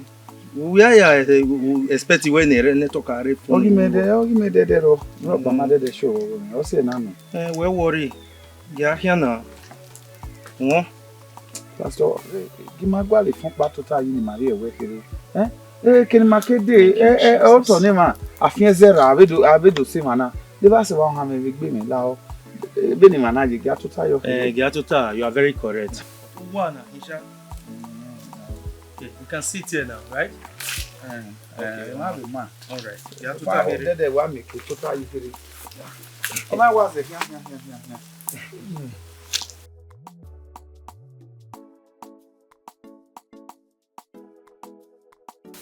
Oh. Whew. Thank you, Jesus.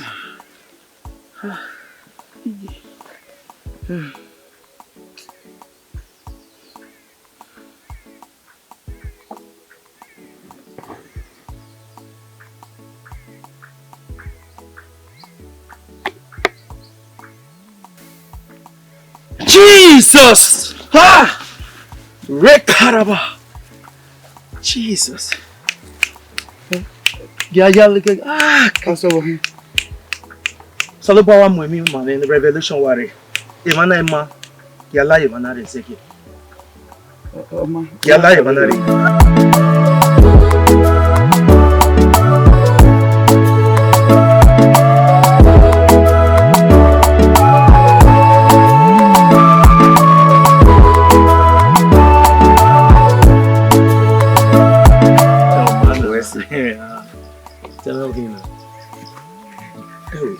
Man of God.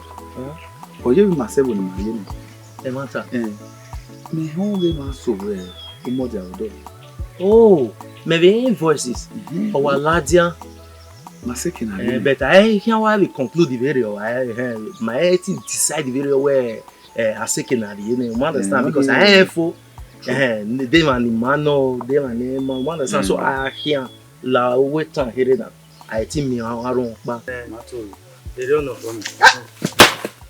Wa na wa bidaba. Igba do piara igba ya giagi wa yoto. Lord of Jesus. Bugwa enu wari au wa ki. Peace of the Lord be with you. Wa de gbete me ni ye wa gia biya we no fo na. E ye ba so wa ikuku nu e baba na. Sister Egwi o ye gwi. Ma ugwi mo lawe gbe a. o la. E wa kaso ma mari. E wa. Akaso e mari. E wa kaso. Awa ki. Nu wara li oko wa la wa wo mo na go da wi ba ala la wa. O mano no gyo de my mama kam ma kene. O yoko wa o da o wa kam ma ge din ala e manale. Isere re ma gba ni. Le ba se ba o ma yen. No na di yoko wa ma wa na wa li yoko wa la wa. Go ibe wa mi me na. Mo wa let no wa rewo na. Dari eti me. Ka ma me gbe. Iya mi o ma no lewo na. O ma na la o se. Igbe wa. Be no ma na je gbese. Iya iduezi ga ne. Ihenjo wa. Inshallah. You don't know what he make on and me why la. What the bit me ni ya bi you are. Who can go fit na se egbijere. Sa de ba o. Abu e ba. Wa o kian the woman. Imagwale enogi audion we enogi magwale owa ifian. Magwale ni ogi ima. Bo o me we. Oh, dem no ma. My sorry. Matter yo. Ma wa mi o. Wo wa mi o. Go there go. Ina ri wa se wo. E de na gbe. Ope aga vie. Opo na vie. Omo bobo gbe. Ero pa na so. Ra omo na tegbe. Eri afera fi eri ebi eye ma bi na so. Eri aga le li Igbininidun. Meto bomo du wazira. Biaka meto bome o ki an du wazira. Ma honey, where's it? Alele me. God bless you. Wa e de beta na di me. Mama. Go fu na se ye ra e. Wo wa lele me.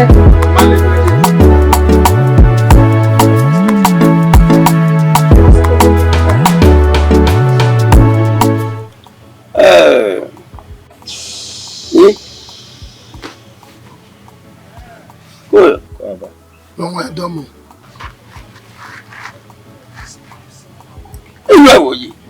Ije me ofia no then ofia.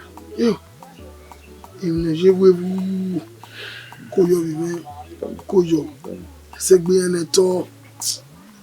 baba Ebony nije me di yoto okay wu malo leva seva on sana na be mi na na nia osabana ri ema ya agwale odede leva seva manado de kun oviale ko babu ha yogido mu ma wo Marris webo manado khame biebo game no sunu da baba emi no sunu da me kedere ade ya wenu do ayunu time ana ne khiri igwa de un sana no be do bege no be do ha we ni ma de bo na ma ibe de Marris ebo ba ayana khame ma we kenuje e ma ba be eni nwan na ya gbalo we ade no wan onara owo no poge vavo na we wo sana rire wo sana la tutana na yori doka we emi no zeme bona mana de koto ade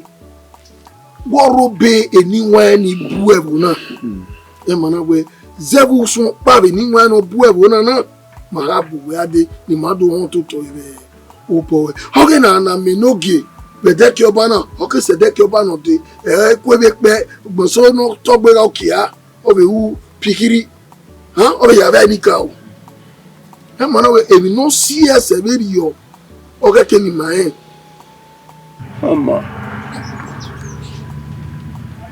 woge no tani eta maya buebuna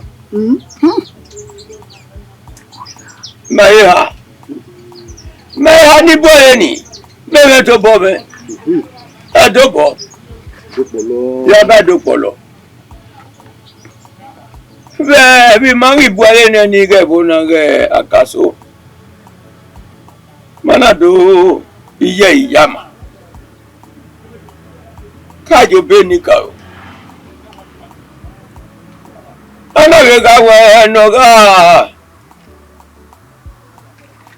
noga if you would get any matai bela jaji kiji ana ka boga ruani bela ya sunu he na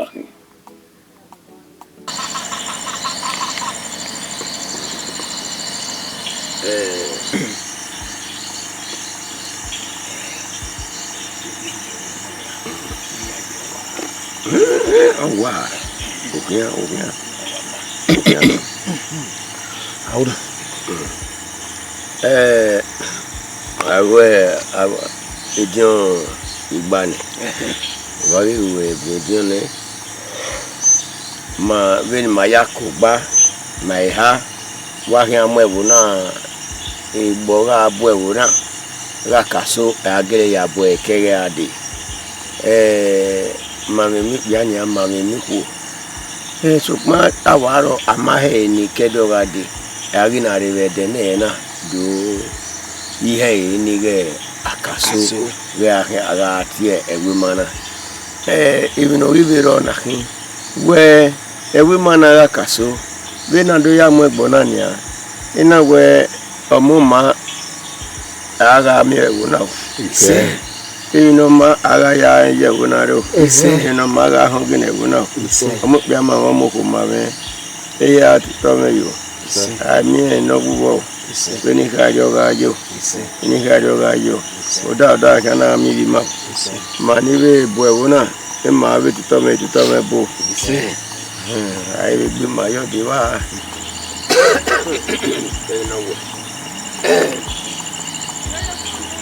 ewu na ma ukureha na ya buebona onye mai hani buebona nibiona imagadi anyebona o oda ma be galagi emoni magi be bie bebona iya ga be bie otona o manorebona o ga be si agbe neni maya kugbe na ya wa kan awe emi no majebu na ibima ya ga bi duwe amuseyo neni mana eri o kan gaji bene etinika o Wakaso. Oga Mafia. Every mana or Siko Konenia, Zaga. Zaga, a Yila, my wetbo. In Nagogoji, a fool with Bima. A moment, Yaya Mayo. If you marry Kevona Agharese, area Gole, Odumawa Moria, in no Mawudisi, area, do wow. Egbininidun was Igbininidun. I look down Maria Leak, ma. I will not cry my name, so be my saga.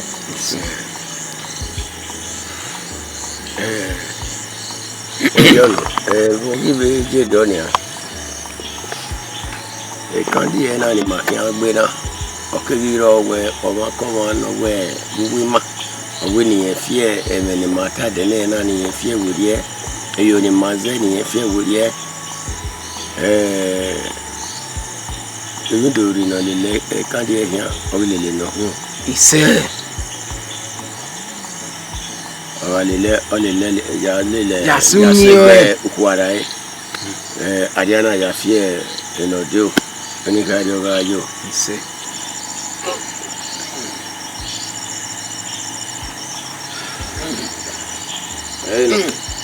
Igbininidun, he said, Aune, Nika Pasayon.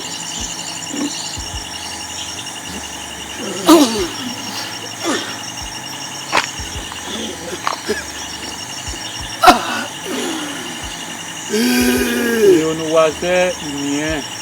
Caderena, but a dog bolo where. Oh, you or where a woman. Okay, I talk for it, sir. He said, I died.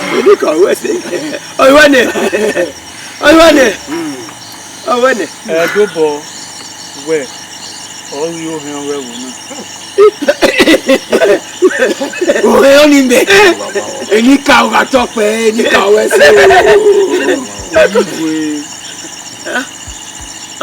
Me. Where? Oil, continue with or cow or woman. Oh, where? Or not really go for Igbininidun. Or you are sick, Agharese. Or no, you to for Igbininidun, or you are Agharese. I cannot break here. I don't know. Yeah, come with me. Agajajoge. Oh, yeah, cool. Even me. Agajagwe. We are cool. Apano. Any kawaweso. Kawesi. I want it. Oh, when I can yoga you.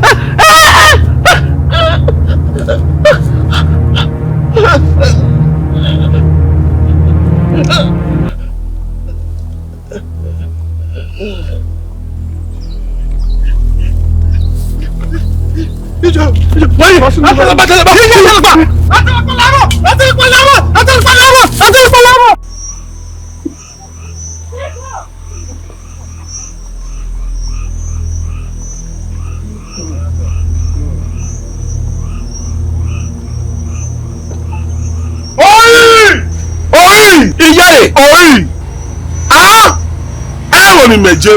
Ana hawe opeya. Ijare. Ana wa ma negele ni papo e koko. Ijare. Iwi ki ojo. Ijare. Ikula re we. Ah. E wo ni ye. Ìyá ta mi ase we do ni. Wo ni meje ma. Pe na do amu epe fún ege. Ọlọ́gbọ́n. Oi! Ẹgbà. Ìkéde ìkúnlọ̀ rẹ̀ gbé. Ẹlẹ́gbẹ́ ni wọ́n yẹ ẹjọ́. Àwọn ni méje. Aláwọ̀ ẹ̀pẹ̀dọ́ amú ẹ̀wẹ̀ òjò ẹgẹ̀lẹ̀. Ìyájọ́. Àgbọ̀. Ìyá ẹyẹwé pẹ̀. Ẹyẹwé ni. Ẹlẹ́yẹyẹ.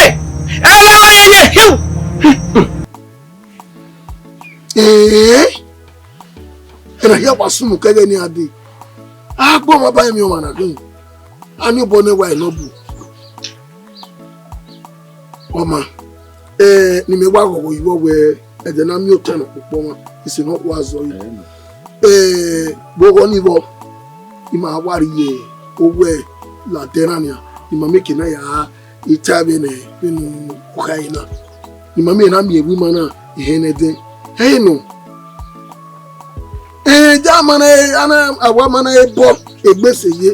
Àdùbọ̀ wí bọ́ àmọ́nà ẹ̀ zọ ẹgbọ́ yẹ sọ mọ́ ẹsẹ̀ náà máa zọ ọ̀nù wọn ẹ̀ ọgbọ̀n wọn. Màá wá yà hàn mí yàn nìyà. Bẹ́ẹ̀ni ẹ̀ ọtí mi pẹ̀gbẹ́. Jàwá pa. Màá bẹ́ẹ̀ ni màá kí ẹ̀ pa wèrè gbẹ́dọ̀. Pastor, uwese o. Mara ke do mari. All right. Oh, sir. Uwese be be. Uwese. Obe. Ọ̀tún ni ṣe ra ye na ki. O ga de ni ju pa. Ona ga so. Ifi egbe won ado. Mo boye. Ye to la wa.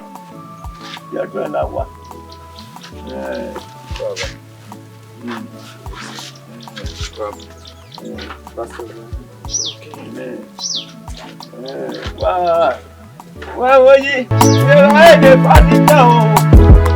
Ṣé wàá nà ọ́ sà?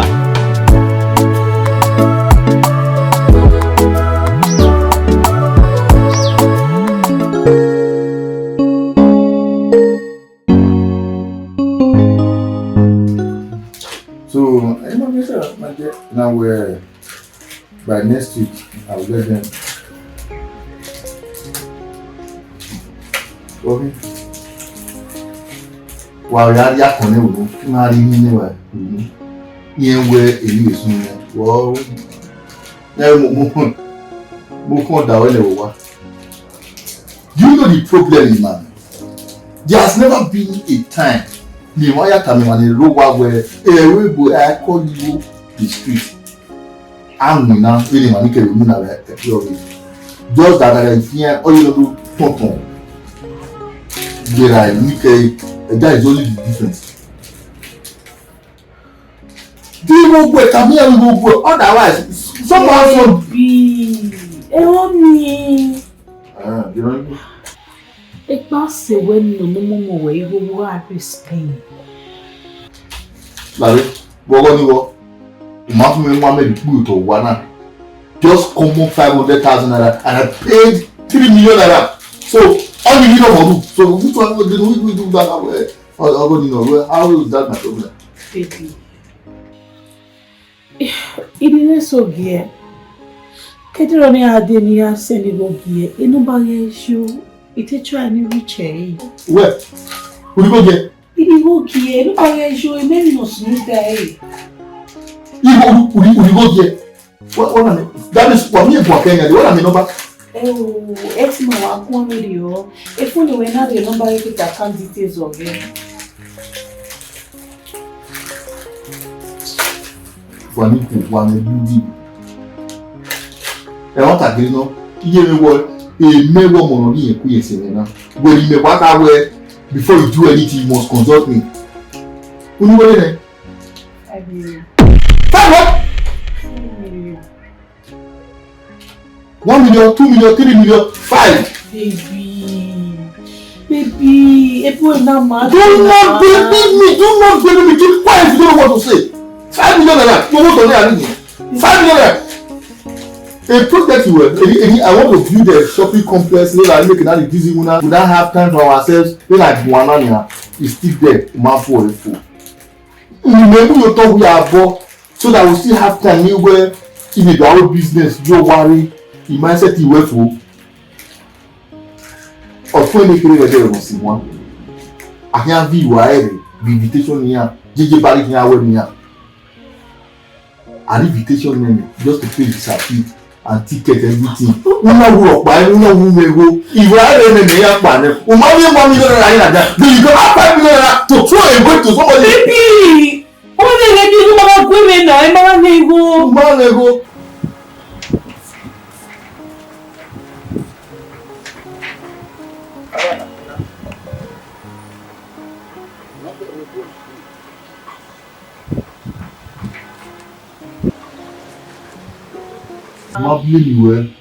Il m'a blâmé, elle m'a dit pendant 3 millions de carrières. Wait. Hello? Oh!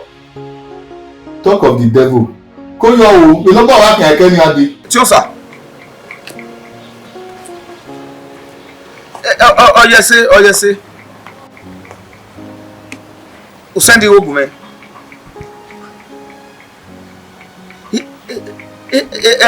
Imaye mi ira rigwe be ne dene. You only need money your account or your room and move on. Hello, Pa. Vamos a. Pawa ya firma bohia mewa. Iketi we si ba wejo. Ọmọ minu. Ọmọ pa mi we wa la ko. Uwe se ọmọ pa. Ipa when you really work here, they business and really home. Anything you interest in, try you well. Don't just let us start on Chairman, Keke Park Union. Tiosa wese kakabo. Uwese. Ebi yanu ya gwa love we boy ya so wo bonoma. Uwese kakabo. Man, no problem. Where we say kabe. Just try. Don't double into what you don't know. Calm down, relax, ask yourself, are we business or partner where it's convenient and okay for you? Then you go ahead. Good luck, my brother. We'll see. We'll see.